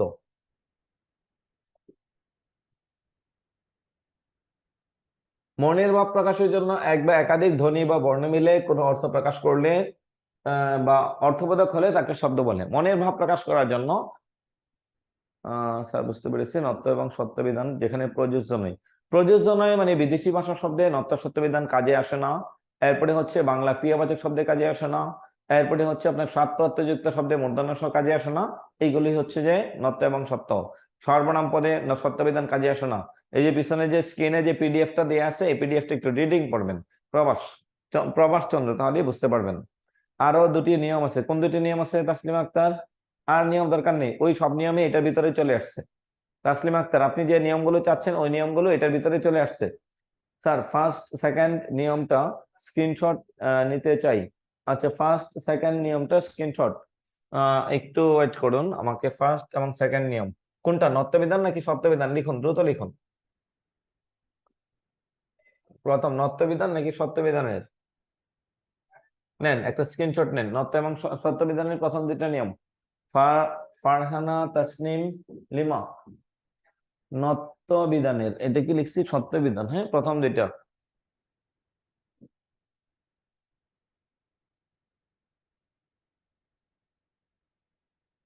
নত্য বিধানের প্রথম দুইটা নিয়ম একটা স্ক্রিনশট নেবেন। হ্যাঁ নেন, প্রথম দুইটা শব্দ, নত্য বিধানের প্রথম দুইটা শব্দ। এগুলো পড়লে কি 9-10 বই দ্বিতীয় পত্র পড়তে হবে? 9-10 দ্বিতীয় পত্র বইয়ে আমি পড়িয়েছি যে এতক্ষণ। স্যার আমরা সাজেশন বইটা নিব নাকি লেকচার শিট নিব, কোনটা নিলে ভালো হয়? সাজেশনের চাইতে লেকচার শিটটা বেশি দরকার। সাজেশন নিলে আপনি লাস্টের দিকে দেখতে পাবেন যে কোনটা কেমন হচ্ছে, যে কেমন প্রশ্ন আসতে পারে। এটা হচ্ছে সাজেশন এক জিনিস, আর হচ্ছে লেকচার শিটটা আরেক জিনিস। লেকচার শিটটা বেশি দরকার, লেকচার শিটের বইটা বেশি দরকার। আশা করি স্ক্রিনশট নিয়েছেন। হ্যাঁ, এরপরে আসুন, এখন আমরা যাব শব্দ প্রকরণ। এখন আমরা যাব শব্দ প্রকরণ। শব্দ কাকে বলে? মনের ভাব প্রকাশ করার জন্য যদি কোনো একটা শব্দ এক বা একাধিক বর্ণ ব্যবহার করে অর্থ প্রকাশ করা যায় তাকে কি বলে? শব্দ বলে। মনের ভাব প্রকাশ করার জন্য যদি এক বা একাধিক বর্ণ মিলে কোনো একটা অর্থ প্রকাশ করে তাকে কি বলে? শব্দ বলে।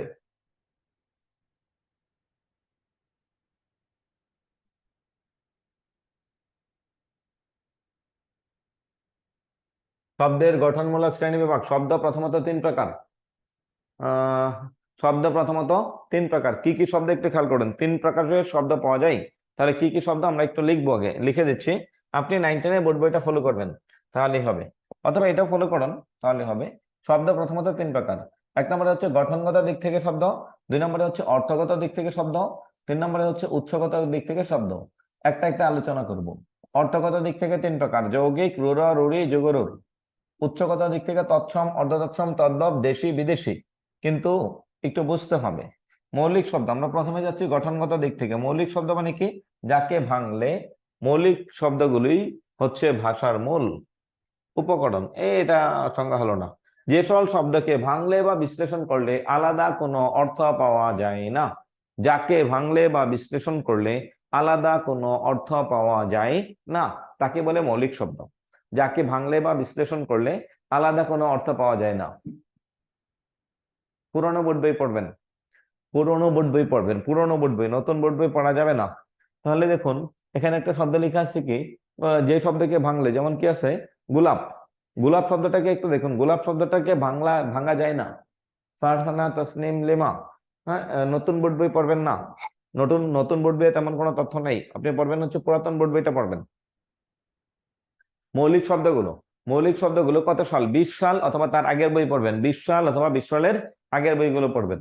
তাহলে এখানে খেয়াল করুন, মৌলিক শব্দ যাকে ভাঙা বা বিশ্লেষণ করা যায় না তাকে বলে কি মৌলিক শব্দ। যেমন হচ্ছে গোলাপ, এই শব্দটাকে ভাঙলেও আলাদা অর্থ পাওয়া যায় না। মা ভাঙা যায় না। ফুল, নাক, তিন, এই তিনটা শব্দ, চারটা শব্দ বারবার প্রশ্ন আসে, গোলাপ, নাক, লাল, তিন। বার বার বার বার চাকরি পরীক্ষায় প্রশ্ন আসে, নিচের কোনটি মৌলিক? গোলাপ, নাক, লাল, তিন। গোলাপ, নাক, লাল, তিন। আপনি মুখস্থ করে ফেলবেন।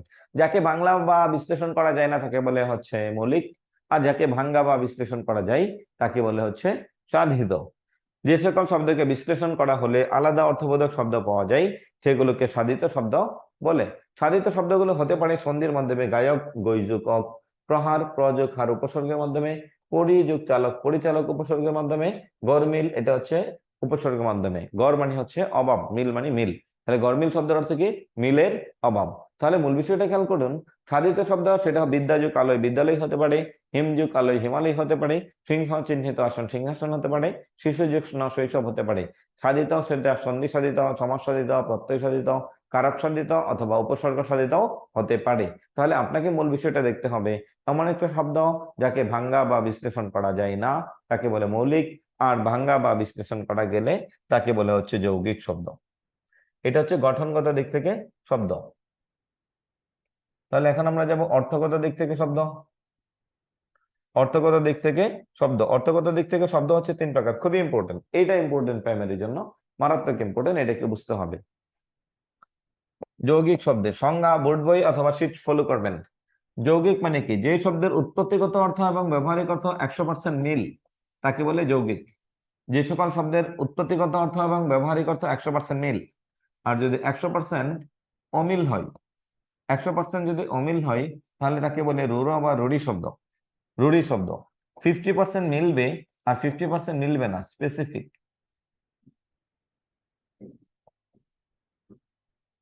Specific meaning.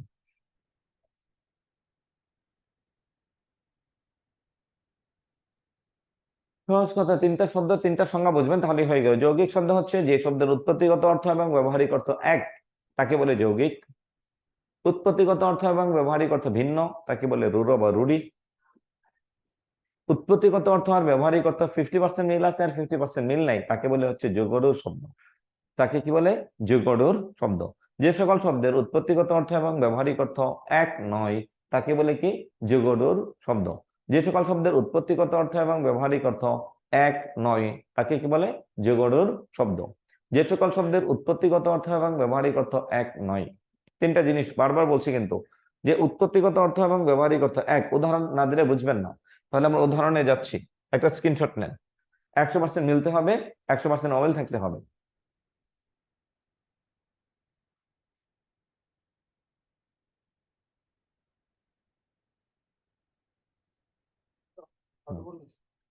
একটা চার দিলে ভালো হবে।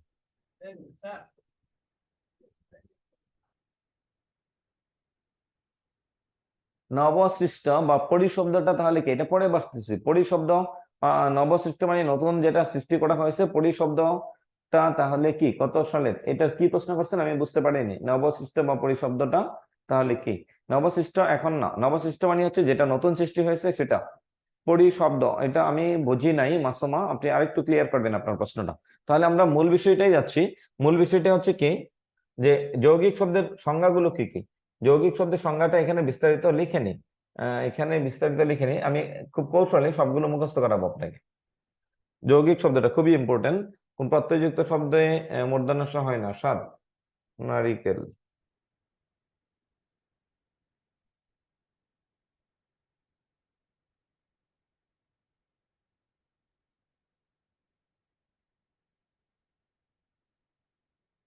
আচ্ছা, যে সকল শব্দের উৎপত্তিগত অর্থ এবং ব্যবহারিক অর্থ এক নয় তাকে বলে হচ্ছে রূঢ়ি শব্দ। মানে কি 100% অমিল থাকবে, 100% অমিল।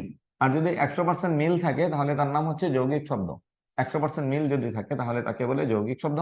50% মিল থাকবে আর 50% অমিল থাকবে তাহলে তার নাম হচ্ছে যোগরূঢ় শব্দ। তাহলে আমরা একটু নোট করব, নোটটা আমরা একটু খেয়াল করুন। আমরা একটু নোট করছি, কি নোট করব? যৌগিক শব্দ, রূঢ়, রূঢ়ি শব্দ, মৌলিক শব্দ, এগুলো মনে রাখার একটু কৌশল। যৌগিক শব্দ, যৌগিক শব্দগুলো মনে রাখার একটা কৌশল। খাতা কলম নেবেন অথবা আপনাকে স্ক্রিনশট নিতে হবে। আপনাকে খাতা কলম নিতে হবে অথবা স্ক্রিনশট নিতে হবে। একটা গল্প লিখতেছি। মধুর গায়ক কর্তব্য না করে, মধুর গায়ক কর্তব্য না করে।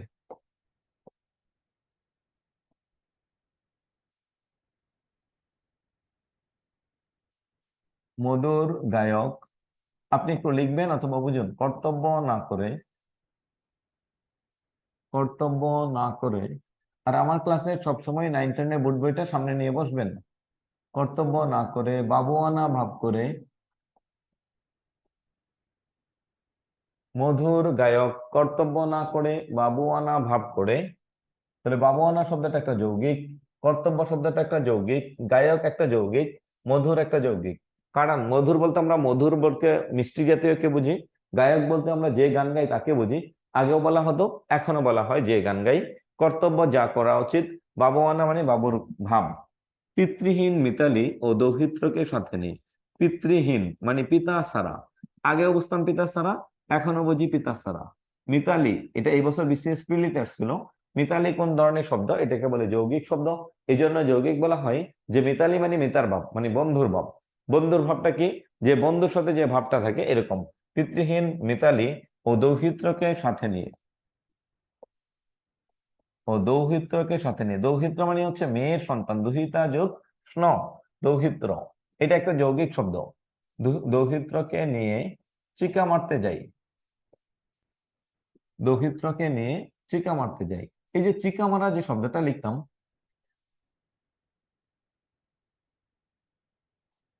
চিকা মারতে যাই। চিকা মারা শব্দটা তো দেয়ালে লেখা, আগেও বোঝানো হতো দেয়ালে লেখা, এখনো বুঝি কি দেয়ালে লেখা।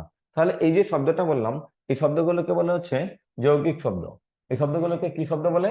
যৌগিক। কারণ যে শব্দের উৎপত্তিগত অর্থ এবং ব্যবহারিক অর্থ এক হয়, যে সকল শব্দের উৎপত্তিগত অর্থ এবং ব্যবহারিক অর্থ এক, তাকে বলে যৌগিক শব্দ। রূঢ় বা রূঢ়িটা বুঝলে আপনি ক্লিয়ার হবেন। রূঢ় শব্দের অর্থ হচ্ছে যে সকল শব্দের উৎপত্তিগত অর্থ আর ব্যবহারিক অর্থ 100% ভিন্ন, তাকে বলে রূঢ় শব্দ। আমি লিখলাম সন্দেশ খেয়ে এক প্রবীণ,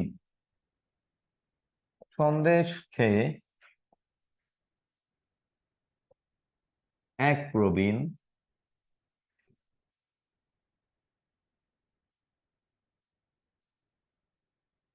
পাঞ্জাবি পরে,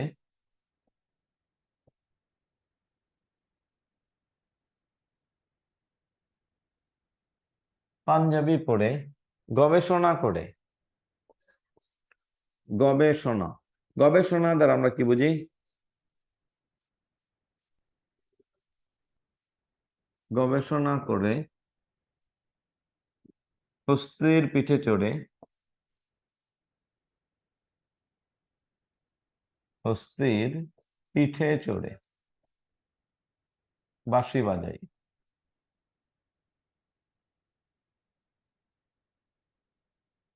বাঁশি বাজাই। তাহলে এখানে কয়েকটা শব্দ লিখলাম। পাঞ্জাবি, এটা পাঞ্জাবি শব্দ। এখন আগে দেখুন, এটা আগে শেষ করি। পাঞ্জাবি, পাঞ্জাবি শব্দের উৎপত্তিগত অর্থ হচ্ছে ভারতের পাঞ্জাব অঞ্চলের মানুষ, পাকিস্তানের পাঞ্জাব অঞ্চলের মানুষ। বাঙালি বলতে আমরা কি বুঝি? বাঙ্গাল অঞ্চলের মানুষ।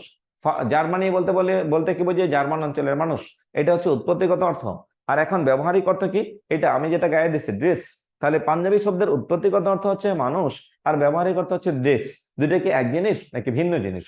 দুইটা কি এক জিনিস নাকি ভিন্ন জিনিস? যেহেতু পাঞ্জাবি এর উৎপত্তিগত অর্থ হচ্ছে কোথায় মানুষ আর কোথায় একটা ড্রেস, তাহলে দুইটা দুই জিনিস। তাহলে উৎপত্তিগত অর্থ আর ব্যবহারিক অর্থ যদি 100% অমিল হয়, 100% ভিন্ন হয়, তাহলে তাকে বলে হচ্ছে রূঢ়ি শব্দ। তাহলে তাকে কি বলে? রূঢ়ি শব্দ। সন্দেশ বলতে আমরা বুঝি মিষ্টি জাতীয় খাবার, ব্যবহারিক অর্থ। কিন্তু উৎপত্তিগত অর্থ হচ্ছে সংবাদ দেয়া, নিউজ দেওয়া, কাউকে কোনো কিছু জানানো। তাহলে উৎপত্তিগত অর্থ আর ব্যবহারিক অর্থ কি এক নাকি ভিন্ন? একটা হচ্ছে সংবাদ দেওয়া, আর এটা হচ্ছে কি মিষ্টি। তাহলে দুটা ভিন্ন জিনিস। তাহলে এটাকে বলে হচ্ছে রূঢ় শব্দ। তাহলে এটাকে কি বলে? রূঢ়ি শব্দ। হ্যাঁ, এটা কে লিখছেন? আপনার পাঞ্জাবিটা নাইস, আপনার তো নাম নাই। Thank you. হ্যাঁ, আচ্ছা, এরপরে আসুন। পাঞ্জাবিটা দেখালাম এই জন্য যে পাঞ্জাবি শব্দটা চলে আসছে। হ্যাঁ, প্রবীণ। যে সুন্দর করে প্রবীণ শব্দের আমাদের ব্যবহারিক অর্থ হচ্ছে, প্রবীণ শব্দের অর্থটা হচ্ছে বৃদ্ধ মানুষ, বয়স্ক মানুষ, মুরব্বী মানুষ। কিন্তু আমরা প্রবীণ শব্দের অর্থটা এখন বুঝি কি? ব্যবহারিক অর্থটা হচ্ছে বৃদ্ধ মানুষ। কিন্তু উৎপত্তিগত অর্থ যখন শব্দটাকে বানানো হয়েছিল তখন বলা হতো যে প্রবীণ মানে হচ্ছে প্রকৃষ্টভাবে বীণা বাজাই। যে বীণা মানে কি? বাঁশি। যে সুন্দর করে বাঁশি বাজাই, যে সুন্দর করে বাঁশি বাজাই তাকে বলে হচ্ছে প্রবীণ। এখন আসুন,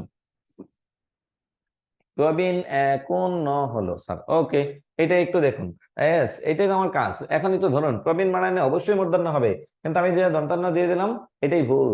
এটা একটু ধরাতে চাচ্ছিলাম যে আপনি কি করেন, দন্তান্ন ধরেন নাকি মূর্ধন্য ধরেন? রফালা মানে বিদ্যুৎ, প ফ ব তার দীর্ঘ ইকার তার, তাই মূর্ধন্য হবে। কিন্তু আমি ইচ্ছা করে এখানে দন্তান্ন দিয়েছি, আমি ইচ্ছা করে এখানে কি দিয়েছি? দন্তান্ন দিয়েছি।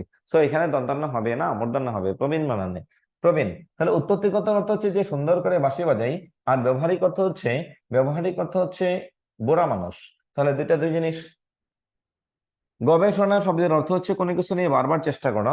আমি এখন যেই ক্লাসে পড়ি সেটার নাম হচ্ছে এমফিল। এমফিল মানে হচ্ছে গবেষণা করা।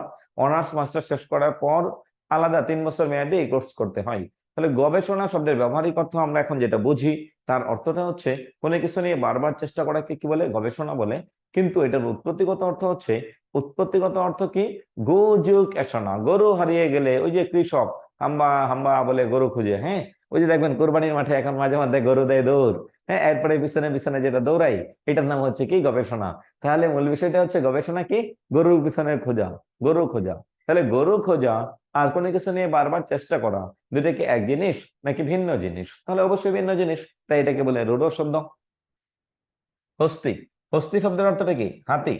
আমরা এখন ব্যবহারিক করতে গিয়ে হস্তি শব্দের অর্থটা কি বুঝি? এলিফ্যান্ট, হাতি। ধীরন, যার দুটা লম্বা দুটা দাঁত আছে। হাতির একটা সমার্থক শব্দ কি? ধীরন। দেখবেন সুরের মাঝখান দিয়ে, সুরের ভিতর দিয়ে কি আছে? দুটা দাঁত আছে, ধীরন। এখন আমরা ব্যবহারিক অর্থ হস্তি মানে হাতি, হস্তি মানে কি? হাতি। কিন্তু উৎপত্তিগত অর্থ হচ্ছে হস্তি মানে হচ্ছে হস্তযোগ ইন, যার দুটা হাত আছে তাকে বলে হস্তি। হস্তযোগ ইন, যার দুটা হাত আছে তাকে কি বলা হয়? হস্তি। তাহলে কার দুটা হাত আছে? হ্যাঁ, কমেন্ট করেন, কার দুটা হাত আছে?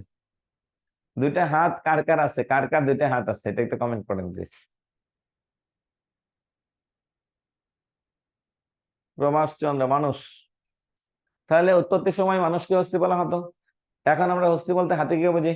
এখন যদি কোনো মানুষকে, আপনাকে যদি ডাকি এই হস্তি এদিকে আসেন, আমার এই যদি ডাকেন এই হস্তি এদিকে আসেন, তাহলে আপনার ফিলিংসটা কি হবে? হ্যাঁ, তাহলে এইটাই বিষয় যে হস্তি দ্বারা উৎপত্তির সময় মানুষকে বলতো, আর এখন আমরা কাকে বুঝি? হাতিকে বুঝি। তাহলে উৎপত্তিগত অর্থ আর ব্যবহারিক অর্থ দুইটা দুই জিনিস। এখন পশু বোঝাই, গুড। এই জন্য এটাকে বলে রূঢ়ি শব্দ। বাঁশি। বাঁশি শব্দের অর্থটা হচ্ছে বাঁশজাত দ্রব্য। বাঁশ দিয়ে যা বানানো যায় তার নামে বাঁশি। বাঁশ দিয়ে মাচান বানাবেন, বাঁশি। সাঁকু বানাবেন, বাঁশি। ব্রিজ বানাবেন, বাঁশি। বাঁশ দিয়ে খাঁচা বানাবেন, বাঁশি। কুলা বানাবেন, বাঁশি। হ্যাঁ, যত কিছু বানানো যায় সব কিছুকে বাঁশি বলতে। কখন? উৎপত্তির সময়। আর এখন আমরা বাঁশি বলতে কি বুঝি? সুরের যন্ত্র, একটা যন্ত্র যেটা দ্বারা কি করা যায়? বাঁশি বানানো যায়। যেমন কি? ফু দিলেন, আপনি বাঁশিতে ফু দিবেন, সেটা প্লাস্টিক হতে পারে। সেই প্লাস্টিকের মধ্যে ফু দিলেও কি হয়ে যাবে? প্লাস্টিকের মধ্যে ফু দিলেও বাঁশির মতো কাজ করবে। আর দেখবেন ওই যে পুলিশ অথবা মাস্টার যারা ওই যে খেলাধুলার সময় পিটি করাই, বাঁশিতে হুট করে ফু দিচ্ছে। এই ফু দিচ্ছে মানে কি? বাঁশি এটা প্লাস্টিকের। সো বাঁশি মানে, বাঁশি শব্দের বর্তমান অর্থ হচ্ছে সুরের যন্ত্র। আর উৎপত্তিগত অর্থ হচ্ছে কি? বাঁশ দিয়ে যে যন্ত্র বানানো হয়, যা কিছু বানানো যায় তাকেই বাঁশি বলে। তাহলে উৎপত্তিগত অর্থ আর ব্যবহারিক অর্থ একেবারেই ভিন্ন। তাহলে তাই এটাকে বলা হয় কি? রূঢ়ি শব্দ। তাহলে আমরা কি পড়লাম? সন্দেশ খেয়ে এক প্রবীণ পাঞ্জাবি পরে গবেষণা করে হস্তির পিঠে চড়ে বাঁশি বাজাই, এই কয়টা শব্দ হচ্ছে কি? রূঢ় অথবা রূঢ়ি শব্দ। বলুন, এই কয়টা শব্দকে কি শব্দ বলে? রূঢ় অথবা রূঢ়ি শব্দ বলে। শেষ। সালমা আক্তার, কোনটা বুঝতে পারেননি? দেখুন, হস্তি মানে বোঝায় মানুষকে। হস্তি শব্দের ব্যবহারিক অর্থ হচ্ছে হাতি। ব্যবহারিক অর্থ হাতি, আর উৎপত্তির সময় বোঝানো হতো মানুষকে। তাহলে উৎপত্তিগত অর্থ আর ব্যবহারিক অর্থ দুটাকে এক জিনিস নাকি ভিন্ন জিনিস? যদি ভিন্ন হয় তাহলে তাকে বলে রূঢ় শব্দ, আর যদি এক হয় তাহলে তাকে বলে যৌগিক শব্দ। এক বলতে কোনটাকে বোঝাবে? এই যে মধুর, মধুর শব্দ তো মিষ্টি জাতীয়, আগেও বলতাম এখনো বোঝাই। মিতালি মানে মিতার বাপ, বন্ধুর বাপ, আগেও আগেও বোঝাতো এটা, এখনো বোঝাই এটা।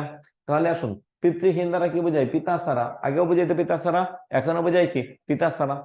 আচ্ছা, দৌহিত্র মানে আগেও বোঝাইতো মেয়ের ঘরের নাতিন, এখনো বোঝায় এটা কি? দুহিতা জিষ্ণ। বঙ্গবন্ধুর দৌহিত্র হচ্ছে ওই যে সজীব ওয়াজেদ জয়, সাইমা ওয়াজেদ পুতুল। এরপরে হচ্ছে কি? এই যে ববি সিদ্দিক। এরপরে হচ্ছে এরপরে কি আছে? ববি সিদ্দিক স্যার, আরেকজন আছে ওই যে ব্রিটিশ লেবার পার্টির এমপি ছিলেন।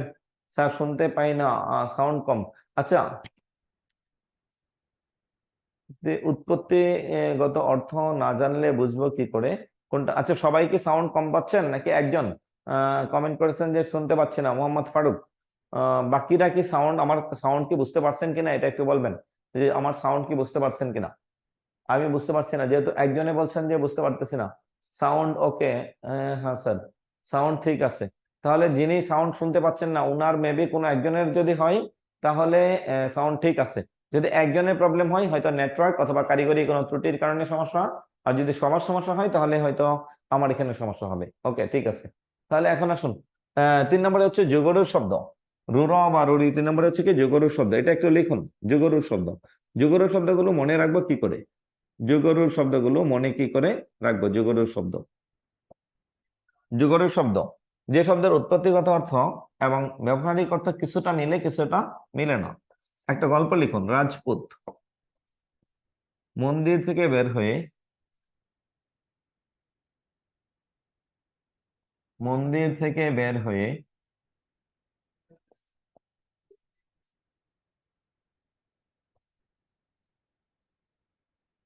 রাজপুত মন্দির থেকে বের হয়ে অন্ন, জলধি ও বলদ নিয়ে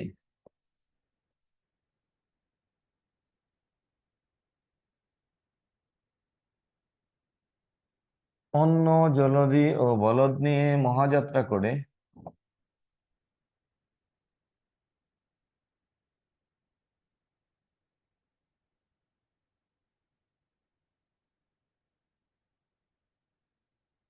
পঙ্কজ ও সরোজের কাছে যাই, পঙ্কজের কাছে যাই।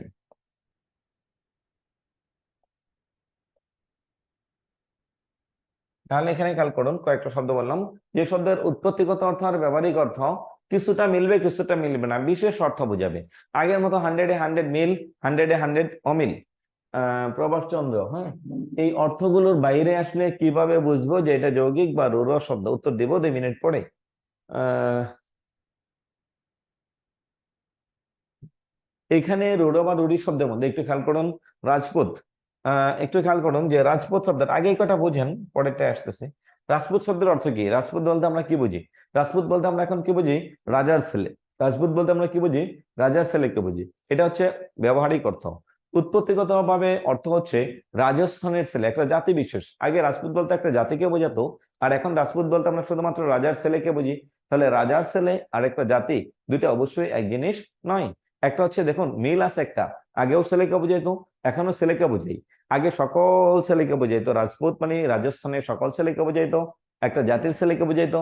এখন স্পেসিফিক বিশেষ অর্থ বুঝাই, রাজার ছেলেকে বুঝাই। শেষ। সমাস নিষ্পন্ন শব্দ যোগরূঢ়, গুড, হ্যাঁ হবে। মন্দির, উৎপত্তির সময় মন্দির বলতে বোঝানো হতো পৃথিবীর সকল ঘরকে, আর এখন মন্দির বলতে বলা হয় শুধুমাত্র হিন্দু ধর্মের উপাসনালয়কে। তাহলে পার্থক্য আছে, একটু পার্থক্য। কি পার্থক্য? আগেও ঘরকে বোঝাতো, মিলটাকে দেখুন, আগেও সকল ঘরকে বোঝাতো, এখনো ঘরকে বোঝাই। আগে স্পেসিফিক, আগে সকল ঘরকে বোঝাতো, এখন স্পেসিফিক ঘরকে বোঝাই। শেষ। তাহলে একটা অর্থ হচ্ছে কি? একটা অর্থ হচ্ছে কিছুটা মিলবে কিছুটা মিলবে না। তাহলে মিলে কোনটা? ঘর। তাহলে মিলে না কোনটা? সকল ঘর আর বিশেষ ঘর, ধর্মীয় ঘর, ধর্মীয় উপাসনালয়। বেশ, এরপরে আসুন, অন্ন বলতে আমরা কি বুঝি? অন্ন শব্দের অর্থ হচ্ছে খাবার। বলেন, অন্ন শব্দের অর্থ কি? খাবার। অন্ন শব্দের অর্থ কি? খাবার। কিন্তু আমরা সকল খাবারকে অন্ন বুঝি, কিন্তু তাদের মধ্যে থেকে উৎপত্তির সময় অন্ন বলতে বোঝানো হতো শুধু খাবার। পানি অন্ন, জল অন্ন, ভাত অন্ন, হ্যাঁ, এরপরে পিঠাও অন্ন, কেক অন্ন, জুস অন্ন, সবই অন্ন বোঝানো হতো। কিন্তু এখন সময়ের প্রেক্ষাপটে অন্ন বলতে শুধুমাত্র বোঝানো হয় ভাতকে। কি বোঝানো হয়? ভাতকে। সকল খাবারকে বাদ দিয়ে বিশেষ একটা খাবারকে বোঝানো হয় ভাত। যেই খাবার খাওয়া ছাড়া আপনি 7 দিন, 5 দিন, 10 দিন যদি একটানা ভাত না খেয়ে থাকেন, বিশেষ কোনো কারণে যদি না খেয়ে থাকেন, তাহলে সেটা কারণে থাকলে সেটা ভিন্ন।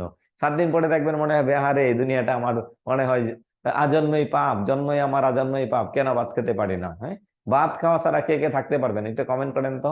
কোনো কারণ ছাড়া আপনি ভাত খেতে ইচ্ছুক না, একটু কথা বলুন। যে আপনার কোনো কারণ ছাড়া, যে আমি ডায়েটে আছি, আমার এই প্রবলেম, আমার ডায়াবেটিক্স, আমার এটা, আমার সেটা, আমার কিছুই না, তাও আমি ভাত খাই না। ইম্পসিবল। থ্যাংক ইউ, আমি এটাই জানতে চাচ্ছিলাম। পান্না সাহা, হ্যাঁ, আপনি থাকতে পারবেন কিনা? তাসলিমা আক্তার, কয়দিন থাকতে পারবেন? পারবো না। আমি এটা জানতে চাচ্ছি, আমি নিজেও পারবো না।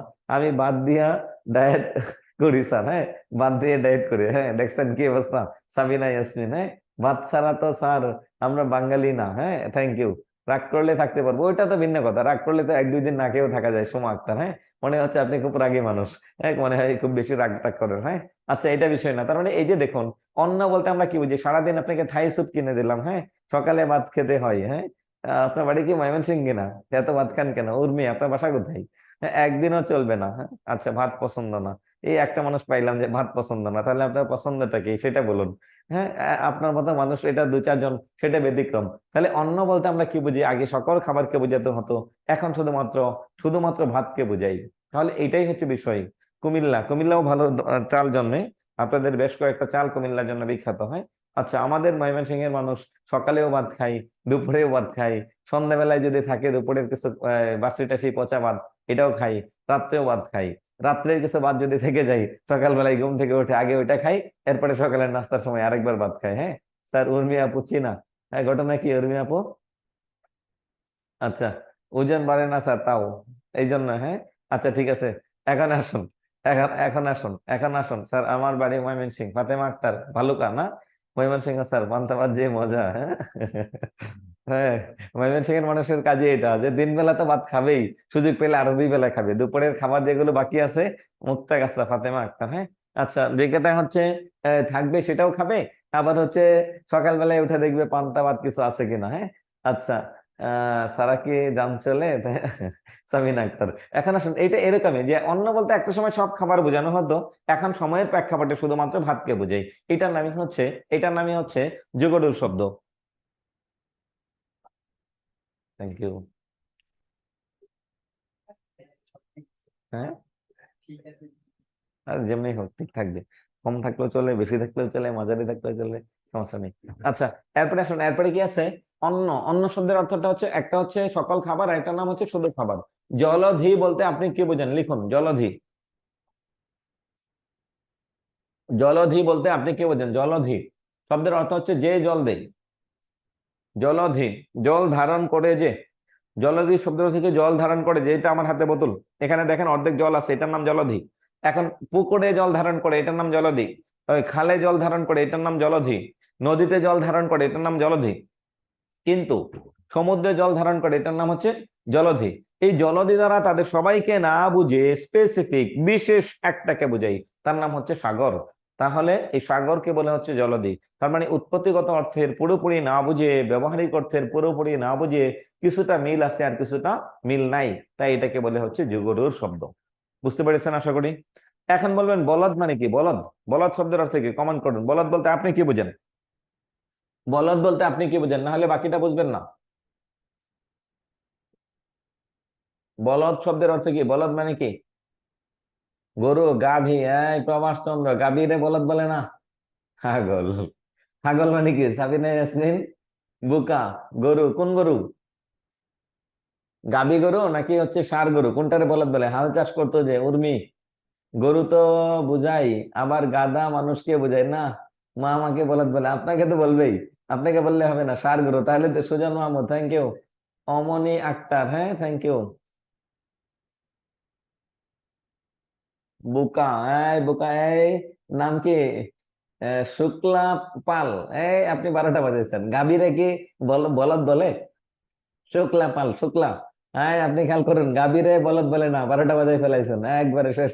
মাতৃভাষা বাংলার একবারে নিহত হয়ে গেছে আপনার এখানে এসে।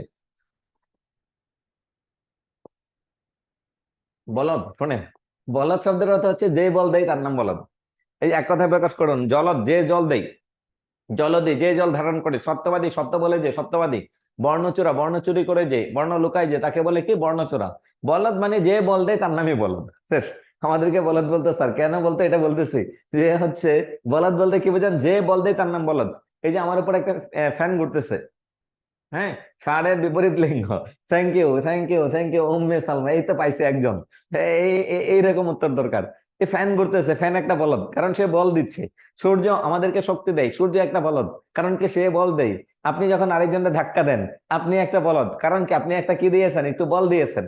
এখন দেখুন, বলদ বলতে এই সবাইকে না বুঝিয়ে গরুর মধ্যে ষাঁড় গরুকে যখন নপুংসক করে দেওয়া হয়, তার পুরুষত্ব কেটে ফেলে দেওয়া হয়, তখন তাকে বলে বলদ। কেন বলা হয়? যে সে শুধু শক্তি দিবে, শক্তি উৎপাদনের কাজে ব্যবহার করবে, তাকে প্রজনন কাজে ব্যবহার করা যাবে না।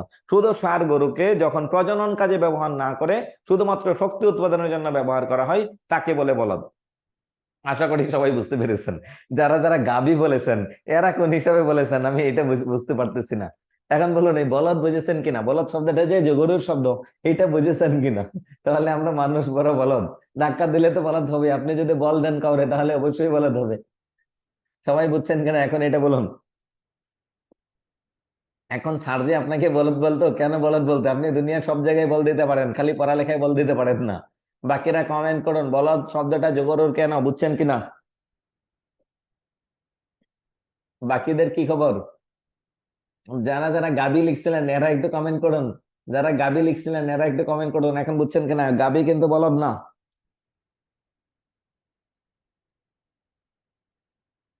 আপনার বোঝা শেষ হলে আমি পরের শব্দে যাব।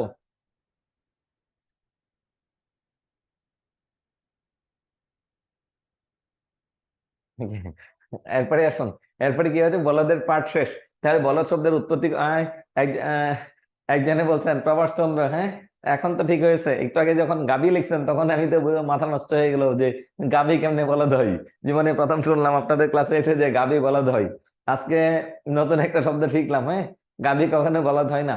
তাহলে বলদ মানে যে বল দেয় তাকেই বলদ বলে। তাদের মধ্যে থেকে সবাই না বুঝে শুধু গরুকে বোঝাই, এই জন্য আমি জানি কিন্তু বলতে পারছিলাম না। Thank you. কে? সোমা আক্তার, জানলেই হয়েছে, জানাটাই দরকার। বুঝতে পেরেছি, হ্যাঁ। শুক্লা পাল, এই আপনাকেই দরকার ছিল, আপনি বুঝতে পেরেছেন, থ্যাংক ইউ। এখন আসুন, এটার নাম হচ্ছে বলদ। উৎপত্তিগত অর্থ আর ব্যবহারিক অর্থ এক নয়, একেবারে সম্পূর্ণ ভিন্ন নয়, আবার সম্পূর্ণ একও নয়। 50% মিল থাকবে আর 50% অমিল হবে, তাহলে তার নাম হচ্ছে কি? যোগড়ুর শব্দ। মহাযাত্রা। মহাযাত্রা শব্দের অর্থ হচ্ছে মহাযাত্রা, মহান যে যাত্রা। আনন্দ ফুর্তির যাত্রা। উৎপত্তির সময় বোঝানো হতো রাজা সৈন্য সম ব্যবহারে মহাযাত্রা করলেন। এই যে মহাযাত্রা শব্দের অর্থ আনন্দের যাত্রা। আর এখন আমরা এই মহাযাত্রা বলতে বুঝি হিন্দু ধর্মের মানুষজন যখন মারা যায়, তখন তাকে সৎকার করার জন্য, পোড়ানোর জন্য, তাকে কি করা হয়? সৎকার করার জন্য শ্মশানের দিকে লাশ কাঁধে নিয়ে যে যাত্রা করা হয় তাকে বলে মহাযাত্রা। এই যাত্রাটা পৃথিবীর সকল মানুষ একবার করে, সেটা আপনাকেই করতে হবে অন্যের কাঁধে চড়ে। আপনি এই যাত্রা নিজে নিজে করতে পারবেন না। তাহলে উৎপত্তির সময় যাত্রা বলতে বোঝানো হতো আনন্দের যাত্রা, আর এখন ব্যবহারের সময় বোঝানো হয় কি? এই কষ্টের যাত্রা। উৎপত্তিগত অর্থ আর ব্যবহারিক অর্থ সম্পূর্ণ এক নয়, তাই এটাকে বলে হচ্ছে যুগড়ুর শব্দ। গুড। মৃত্যু। মৃত্যু মানে না শুধু মৃত্যুই না, মহাযাত্রা বলতে বোঝায় মৃত্যুর পর কাঁধে লাশ কাঁধে নিয়ে শ্মশানের দিকে, কবরের দিকে যে যাত্রা, তাকে বলে মহাযাত্রা। পঙ্কজ। পঙ্কজ শব্দের অর্থ পঙ্কে জন্মে যাও। পঙ্ক মানে হচ্ছে কাদামাটি। কাদামাটিতে শাপলা, শৈবাল, শালুক সবাই জন্মে। তাদের মধ্যে থেকে স্পেসিফিক শুধুমাত্র কাকে বোঝাই? পদ্ম ফুলকে বোঝাই, এই জন্য এটাকে বলে যুগড়ুর শব্দ। এই জন্য এটাকে কি বলে? যুগড়ুর শব্দ। এখন বলুন, এই যৌগিক, রুড় বা রুড়ি, যুগড়ুর এই শব্দগুলোর অর্থগুলো বুঝতে পেরেছেন কিনা? সবাই ক্লিয়ার কিনা? আমার কথা হচ্ছে সবাই ক্লিয়ার কিনা? যে কয়টা আমি কৌশল বলেছি, এই কয়টা থেকে বারবার বারবার পরীক্ষায় প্রশ্ন আসে, আপনি কতটুকু বুঝেছেন? একটু কমেন্ট করবেন প্লিজ।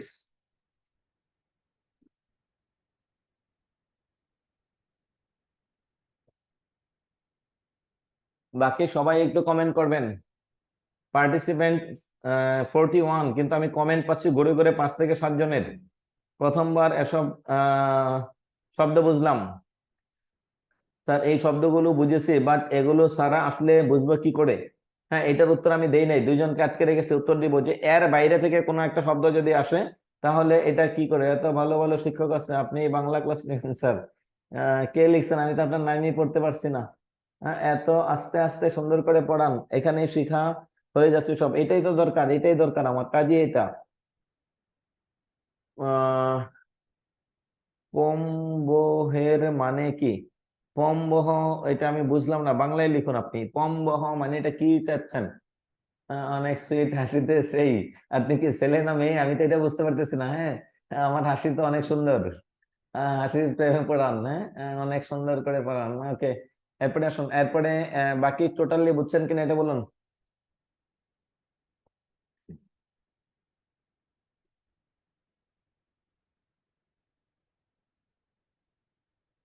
আপনাদের জন্যই তো আসছি। আমি মেয়ে পাপড়ি দেবনাথ, থ্যাংক ইউ। কিন্তু আপনার নাম শো করছে না, এই জন্য আমি দেখতে পাচ্ছি না। পাপড়ি দেবনাথ, হ্যাঁ। আচ্ছা, এরপরে আসুন। হাসলে পৃথিবীর সকল প্রাণীকেই সুন্দর লাগে, সকল প্রাণীকেই।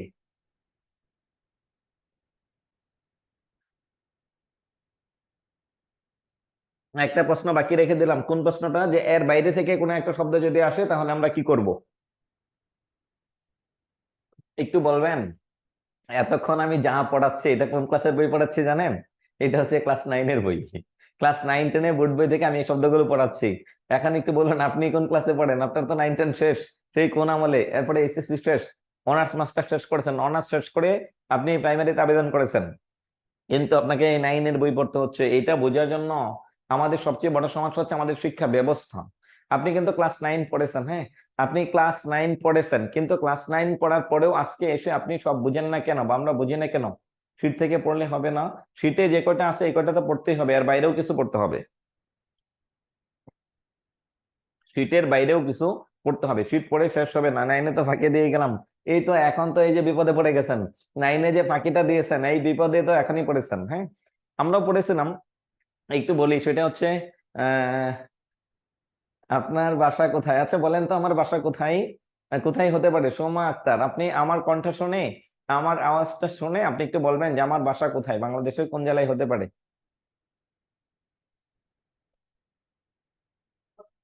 হ্যাঁ, জেনে জেনে বলে ফেলছেন। হ্যাঁ, একজনে বলছেন, উনি কি জেনে বলছেন কিনা আমি জানি না।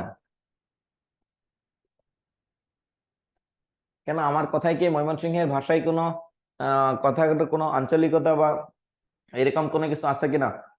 মহাযাত্রা এর পম্বহের কাছে যাই।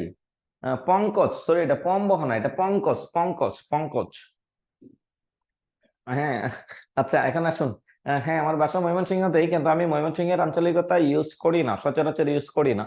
মাঝে মাঝে এমনি মজা করে এক দুইটা শব্দ বলি, মাঝে মাঝে, এটা এখনো বলি। আমার ক্লাসগুলো, আমার কলেজেও, আমার লেকচারেও আমি এটা মাঝে মাঝে খুবই কম বলি। আচ্ছা এখন আসুন, এরপরে আসুন। আপনি হাসেন, হ্যাঁ। আচ্ছা, এরপরে আসুন। এখন আসুন, এটা হাসি উপরওয়ালার একটা বিশেষ নিয়ামত, হ্যাঁ। হাজারো কষ্ট লুকানো যায় এই এক হাসি দিয়ে। আচ্ছা, এরপরে আসুন। আর হাসলে পৃথিবীর প্রত্যেকটা প্রাণীকেই সুন্দর লাগে। যখন দেখবেন একটা বাচ্চা যার বয়স হচ্ছে 7 দিন, 2 দিন, হাসার সাথে সাথে দেখবেন আশেপাশে পুরো দুনিয়াটা হেসে দেয়, হ্যাঁ। আচ্ছা, একটা মানুষ মারা যাওয়ার পরে তার লাশটাও যদি একটু হাসে, একটু হাসি মুখে থাকে, তাও পুরোটা জগৎ হাসে। এটাই তো দুনিয়া। আপনি এখন এত পরিশ্রম করতেছেন কেন? একটু হাসার জন্য, একটু ভালো একটা চাকরি পাওয়ার জন্য। হ্যাঁ, আচ্ছা। পঙ্কজ, এটা পঙ্কজ না। পঙ্কজ শব্দের অর্থ হচ্ছে উৎপত্তিগত অর্থ আর ব্যবহারিক অর্থ ভিন্ন। পঙ্কজ মানে পঙ্কে জন্মে যা। পঙ্ক মানে কাদা মাটি, কাদা মাটিতে শাপলা জন্মে, ধান জন্মে, পাট জন্মে, শালুক জন্মে, সব জন্মে। কিন্তু তাদের মধ্যে থেকে সবাইকে না বুঝিয়ে একটা পদ্ম ফুলকে বুঝি, তাই এটাকে বলে হচ্ছে যুগড়ু শব্দ।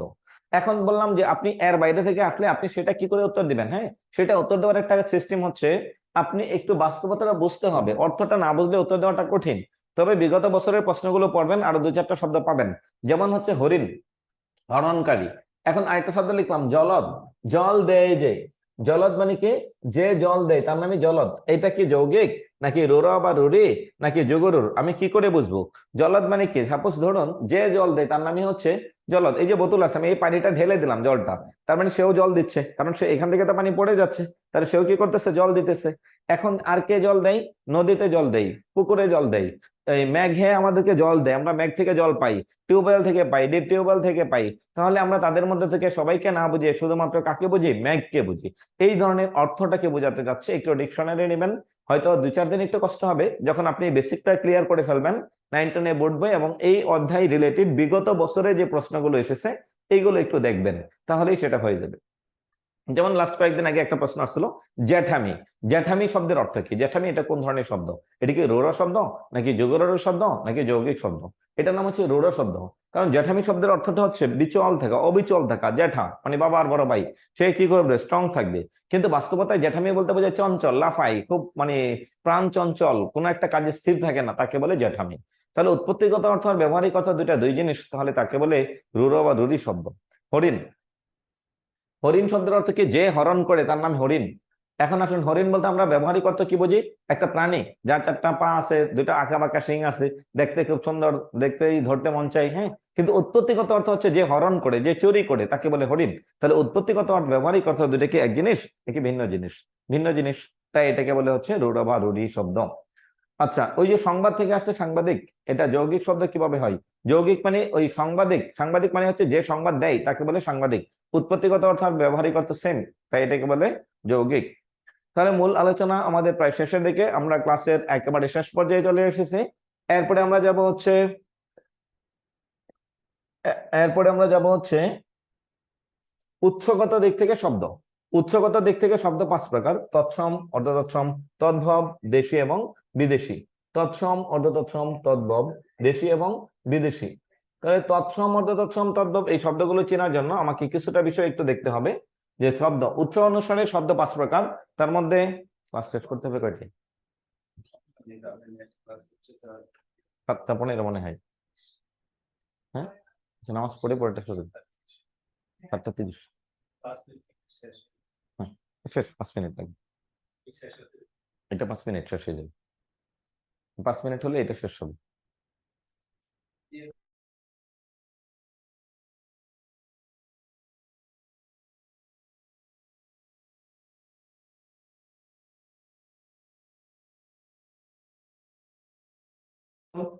বিদেশি উৎপত্তি অনুসারে শব্দ 5 প্রকার: তৎসম, অর্ধতৎসম, তদ্ভব। এই তিনটা একটু দেখুন। তৎসম মানে কি? স্যার বিভিন্ন শব্দ মনে রাখার টেকনিক দেবেন? ইয়েস দিব, কিন্তু এটা এখন না, একটু পরে দেব। আগে বেসিকটা শেষ করেন, এরপরে আমরা টেকনিক দেব। যে আরবি শব্দ, ফার্সি শব্দ, উর্দু শব্দ, তুর্কি শব্দ, পর্তুগিজ শব্দ, এটা মনে রাখার টেকনিক দেব, আমরা একটা ক্লাসে নেব এটা। তৎসম শব্দের অর্থ হচ্ছে তার সমান। সংস্কৃত থেকে যে শব্দগুলো বাংলায় সরাসরি আসছে, গৃহিণী, এটা তৎসম। একটু পরিবর্তন হলে তার নাম হচ্ছে গিন্নি, এটার নাম অর্ধ তৎসম। তাহলে আমি দুটা শব্দ লিখলাম। সর্প মানে তৎসম শব্দ, সর্প মানে একটু পরিবর্তন হয়েছে, এটা অর্ধ তৎসম। সাপ, এটা হচ্ছে তদ্ভব। চন্দ্র, চন্দ্র মানে হচ্ছে চাঁদ, হ্যাঁ, এটা হচ্ছে তৎসম। একটু পরিবর্তন হয় কি? চন্দ্র, অর্ধ তৎসম। চাঁদ, এটা হচ্ছে তদ্ভব। হস্ত, হস্ত, হাত, এই টাইপের। অর্থাৎ একটু যেটা তৎসম মানে সংস্কৃত থেকে সরাসরি বাংলায় আসছে তাকে বলে হচ্ছে তৎসম। একটু পরিবর্তন হলো তার নাম হচ্ছে অর্ধ তৎসম। আবার পরিবর্তন হলো তার নাম হচ্ছে তদ্ভব। এখন তদ্ভব শব্দের অপর নাম হচ্ছে খাঁটি বাংলা। আজকে আমরা যে শব্দগুলো ব্যবহার করি, সবসময় যে কথাগুলো বলি, এই কথাগুলো হচ্ছে তদ্ভব শব্দ। তদ্ভব শব্দ মানে হচ্ছে খাঁটি বাংলা শব্দ। এখন আসুন তদ্ভব। তাহলে এই তিনটা থেকে আমার পড়ানোর এখানে কিছু নেই। সো এখান থেকে আমরা মূল আলোচনাটা জাস্ট বুঝিয়ে দেব, যে এরপরে আমরা কি পড়বো। তৎসম, অর্ধতৎসম, তদ্ভব। এরপরে যাব হচ্ছে তদ্ভব, তদ্ভব, তদ্ভব, দেশি শব্দ। দেশি শব্দ আর্যদের আগমনের পূর্বে এই দেশের আদিম অধিবাসীদের যে ভাষায় কথা বলতো, তাদেরকে ভাষা থেকে যে শব্দ পাওয়া যায় তাদেরকে বলে দেশি শব্দ। আদিম অধিবাসী বলতে আমার, আপনার বাবা, দাদা, দাদার দাদা, দাদার দাদা, আমাদের পিতৃপুরুষ যারা প্রাচীনকালে এখানে বাস করতো, নিগ্রো, দেখতে একেবারে কুচকুচে কালো, তাদের ভাষাকে বলে হচ্ছে আদিম। আর্য, আর্যদের আসার পূর্বে অনার্য, তাদের ভাষাকে বলে দেশি ভাষা। শেষ। এখন দেশি ভাষার কয়েকটা শব্দ আছে, 9-10 বোর্ড বই ফলো করবেন। এই কটা হচ্ছে দেশি ভাষা। এটা থেকে যখন আপনি ওই যে কাজটা করবেন হচ্ছে আপনি স্ক্রিনশট নেবেন, প্লাস হচ্ছে আপনি রেকর্ড ক্লাস দেখবেন, তাহলেই হবে। বিদেশি, প্রাচীনকাল থেকে এই পর্যন্ত বিভিন্ন মানুষ, বিভিন্ন ব্যবসায়ী, ধর্মীয় বিভিন্ন কাজে এই অঞ্চলে রাজনৈতিক কারণে মানুষজন এই অঞ্চলে এসেছে, তারা তাদের ভাষাকে আমাদের মাথার মধ্যে ঢুকিয়ে দিয়ে গেছে। যেমন আমি এখন নামাজ পড়তে যাব, নামাজের বাংলা যদি বলি, নামাজের বাংলা কি? একটু লিখুন তো, নামাজের বাংলাটা কি? এটা লিখুন, কমেন্টে লিখুন, নামাজ এর বাংলা কি? এখন মাগরিবের নামাজ পড়তে যাবো, এই নামাজের বাংলা কি? নামাজ পার্সি ভাষার শব্দ, এর আরবি হচ্ছে সালাত, কিন্তু বাংলায় আমরা এটাকে কি বলি? দোয়া। না, দোয়া আরবি শব্দ, সুজান মাহমুদ। আর একটু বাংলাটা লিখুন, এটা বাংলাটা কি? বাংলাটা কি? আমাদের মাথায় এই যে ফরাসিরা এই দেশে এসে নামাজ, রোজা, হ্যাঁ, বেহেশত, দুজক, এই শব্দগুলো নিয়ে গেছে। প্রার্থনা না, এটা তৎসম শব্দ, প্রার্থনা। আমি বাংলাটা জানতে চাচ্ছি। আপনি সারাদিন ফোনে কথা বলেন, এই ফোনের নাম কি? এটার নাম হচ্ছে, এটার নাম কি? যখন আপনি মোবাইলে কথা বলেন, মোবাইলের নাম কি?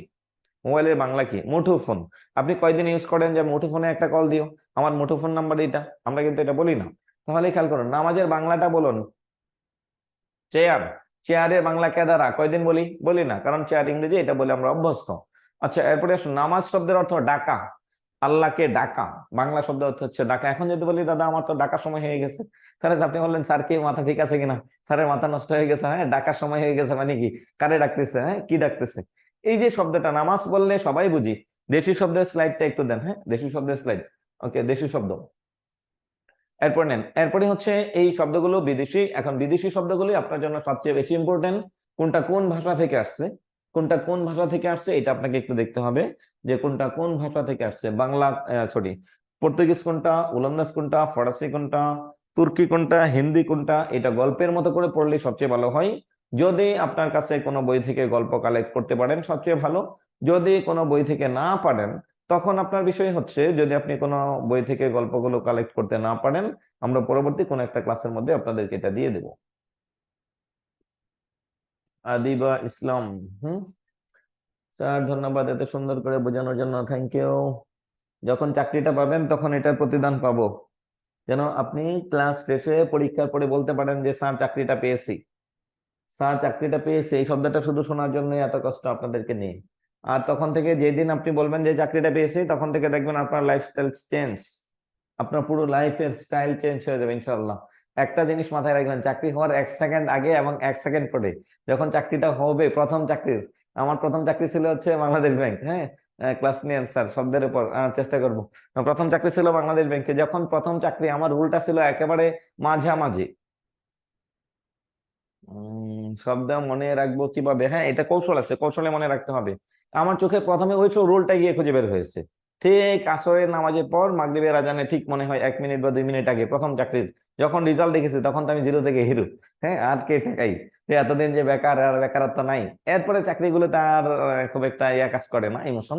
সো আপনার মধ্যে কাজ করবে, আপনার মধ্যে কাজ করবে। চাই আপনার জন্য এই চাকরিটা হয়, কোনো মতেই যেন মিস না হয়। চাকরিটা হওয়ার সাথে সাথে আপনার পুরোটা লাইফ প্যাটার্ন চেঞ্জ, আপনার লাইফের স্টাইল চেঞ্জ, আপনার নতুন করে একটা পরিচয় বহন করবে। মানুষ একটাই, আপনার শারীরিক কোনো পরিবর্তন নাই, হঠাৎ করে দেখবেন মানসিক পরিবর্তন। হ্যাঁ, আচ্ছা, এখন বলুন, এই 2 ঘন্টা ক্লাস করেছেন, হ্যাঁ, অবশ্যই দোয়া করি আল্লাহ তাআলা আপনাদেরকে পরিশ্রম পরিশ্রম অনুযায়ী যেন চাকরি দেয়। হ্যাঁ, ঘুম ধরলে কি করব? ঘুম ধরলে টেনশন করবেন যে আমার চাকরি খুব দ্রুত, আমাকে চাকরি নিতে হবে, এখন আমার ঘুমানো যাবে না। ঘুমের সময় বহুত আছে জীবনে, এখন ঘুমানো যাবে না। তখন বই চেঞ্জ করবেন, হাঁটাহাঁটি করবেন, একটু খাওয়া দাওয়া করবেন, অথবা না হলে একটু মানে হাত মুখ ধুয়ে নেবেন, না হলে নামাজ পড়বেন। কে বলছেন দম ধরলে কি করব? ইসলাম ধর্মের হলে নামাজ পড়বেন, আর অন্য কোনো ধর্মের হলে আপনার ধর্মীয় কাজ করবেন। ধর্মীয় কাজ করলে এমনি ঘুম চলে যাবে। এটা হচ্ছে আপনার কাজ। আর পড়তে হবে, ঠান্ডা মাথায় পড়তে হবে। হ্যাঁ, ঠান্ডা মাথায় পড়তে হবে, না পড়া ছাড়া কোনো চাকরি পাবেন না। কারণ যারা পড়তেছে, উপরওয়ালা তো এদেরকে চাকরিটা দিবে, উপরওয়ালার তো ইনসাফ আছে। যখন আমার 10টা টাকা হারিয়ে যায়, হ্যাঁ, যখন আমি খুঁজে পাই না, তখন কি বলে? যা হয়েছে ভালোই হয়েছে, যেটা হয়েছে ভালোই হয়েছে। তখন কিন্তু আমার সান্ত্বনা একটাই, কারণ এই চাকরি হবে তারই যে পড়ালেখা করছে, যে পড়ালেখা করেছেন। আর হচ্ছে একটু ঠান্ডা মাথায় বুঝে বুঝে পড়বেন, সব সাবজেক্ট পড়বেন, সব সাবজেক্টে সমান গুরুত্ব দিবেন। এখন বলুন যে আপনার 2 ঘন্টায় আপনার ফিলিংস কি? 2 ঘন্টা পড়ে যে আপনার কাছে ক্লাস কেমন লেগেছে, এটা একটু বিস্তারিত বলবেন। যে ক্লাস কেমন লেগেছে, ক্লাসের পড়া অর্ধেকের মতো বা কিছুটা ক্লাসে মুখস্থ হয়েছে কিনা, আপনার কাছে একটু ভালো লাগে কিনা, আমার এতটুকু কাজ, আমি তো সব পড়িয়ে দিতে পারবো না। সো আপনার কাজ হচ্ছে আপনি সবকিছু বুঝতে পেরেছেন কিনা, একটু কমেন্ট করবেন। আমরা ক্লাসের শেষ দিকে এসে আপনার কমেন্ট দেখে আমি ক্লাস অফ করে দেব।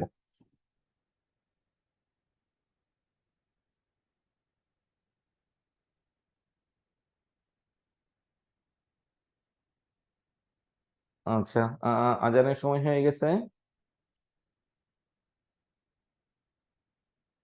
মাথায় থাকে না? মাথায় থাকবে, মাথায় থাকবে, হ্যাঁ, অবশ্যই থাকবে। পড়তেই থাকুন, পড়তেই থাকুন, মাথায় থাকবে। একটা 2বার 3বার করেন। খুব পছন্দের টিচার, হ্যাঁ। আপনি আপনাকেও পছন্দ হবে। হ্যাঁ, চাকরিটা পান, চাকরি কোনো মতেই নেওয়া যাবে না। সবকিছু 5 প্রকার শব্দের কি কোনো নিয়ম আছে নাকি? সব মুখস্থ মুখস্থ করবেন, বুঝে বুঝে মুখস্থ করবেন, আলাদা ওইরকম নিয়ম নাই। অনেক সুন্দর করে বোঝান আপনি স্যার। ব্যাকরণ প্রিপারেশন কিভাবে সুন্দর করা যায়, আর আপনি একটু কষ্ট করে ব্যাকরণের ক্লাসগুলো করেন। ব্যাকরণের ক্লাসগুলো করলে অর্ধেক শেষ, আর বাইরে খুব বেশি পড়া দরকার নেই। ক্লাস করবেন, প্র্যাকটিস করবেন, ক্লাস করবেন, প্র্যাকটিস করবেন। যেগুলো প্রবলেম থাকবে এগুলো মার্ক করে রাখবেন, ওইগুলো হচ্ছে ক্লাস শেষে মার্ক করে রাখবেন, আর ক্লাস শেষে এগুলোকে ক্লিয়ার করে দেবো আমরা। ক্লাস শেষে আমরা সবকিছু ক্লিয়ার করে দেবো। সলভ ক্লাস, যেটা সলভ ক্লাসে ওইগুলো সমাধান দিয়ে দেবো সবগুলো। আর আমি পরবর্তীতে আরো কিছু ক্লাস নিব যেদিন সময় সুযোগ হয়। হ্যাঁ, আচ্ছা, যেদিন সময় সুযোগ হয় ক্লাস নিব। আমাদের আরো স্যার আছেন, সবাই খুবই বিজ্ঞ এবং প্রাজ্ঞ টিচার, খুবই সিনিয়র টিচার। সো সবার ক্লাসই ভালো হবে ইনশাল্লাহ। হ্যাঁ, বুঝতে পারছি, দয়া করে আপনি ক্লাসটা নিয়েন স্যার। ওকে, ঠিক আছে, এটা অফিসের বিষয়, ওনারা যাকে জানাবে হ্যাঁ তাই ক্লাস নেবেন। তাও কত হাসা না, জবের সাথে তো হাসার কিছু নেই, হাসার সাথে সম্পর্কটা হচ্ছে মনের। এটা আমার অভ্যাস, হ্যাঁ, ছোট থাকতে হাসি একটু বেশি। আচ্ছা, এটা কোনো বিষয় না। হ্যাঁ, আচ্ছা, ঠিক আছে, তাহলে ভালো থাকেন। ওকে, আল্লাহ হাফেজ।